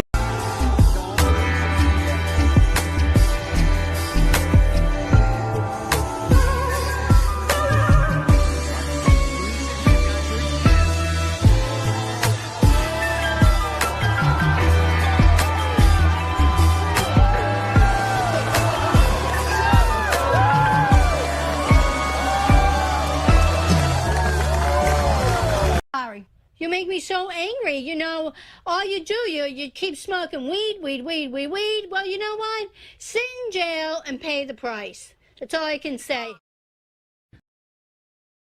Your Honor, defer. Oh, I have not smoked all day. I'm about to flip the out. Smoke what? Weed. What do you think? I haven't smoked all day long. Where are you going? You need drug rehab? No. Goddamn, man, these motherfuckers gave me this goddamn dog for free. Come to find out I speak Spanish. Come here, Snack.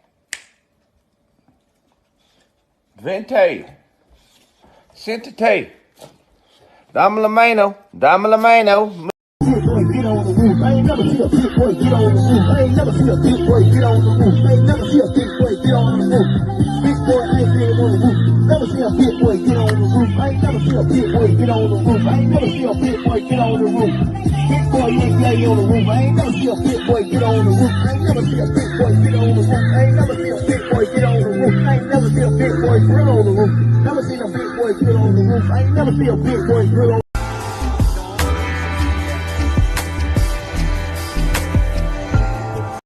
Get on the roof. I ain't never see a big boy get on the roof. I ain't never see a big boy get on the roof. I ain't never see a big boy get on.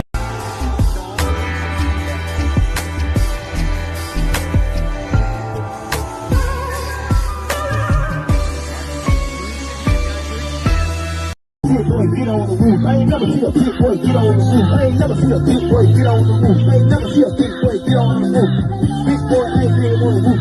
Never see a big boy get on. Oh, I have not smoked all day.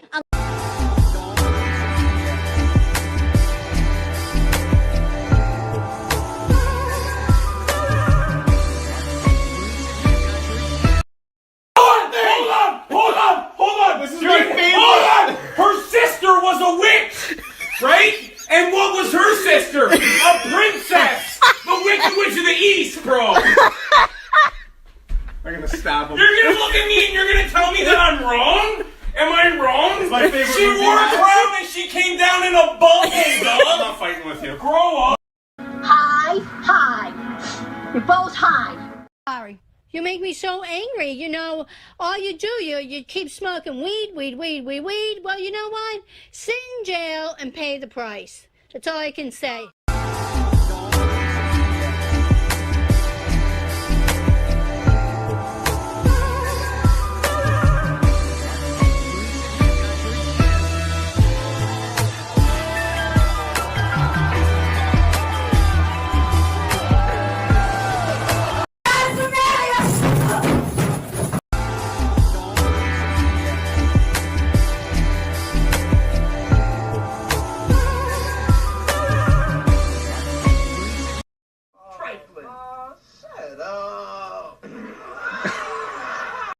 Your Honor, defer.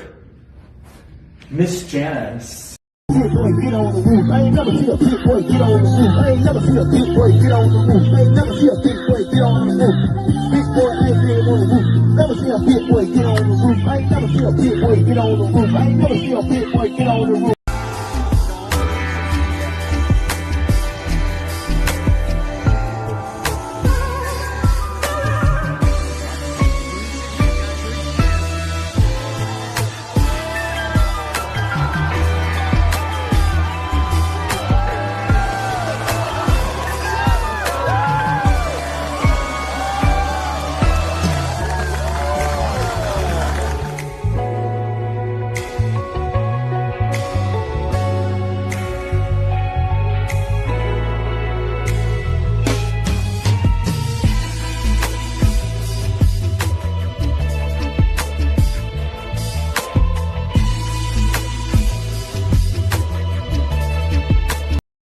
Get on the roof. I ain't never see a big boy get on the roof. I ain't never see a big boy get on the roof. I ain't never see a big boy get on the roof.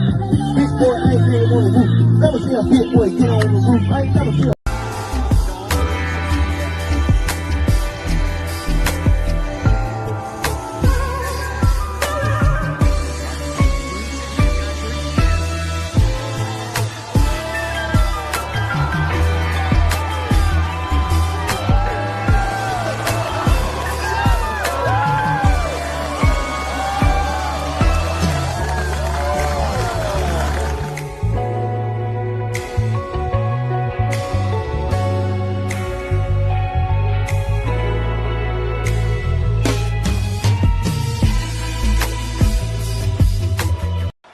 Bye-bye, bitch.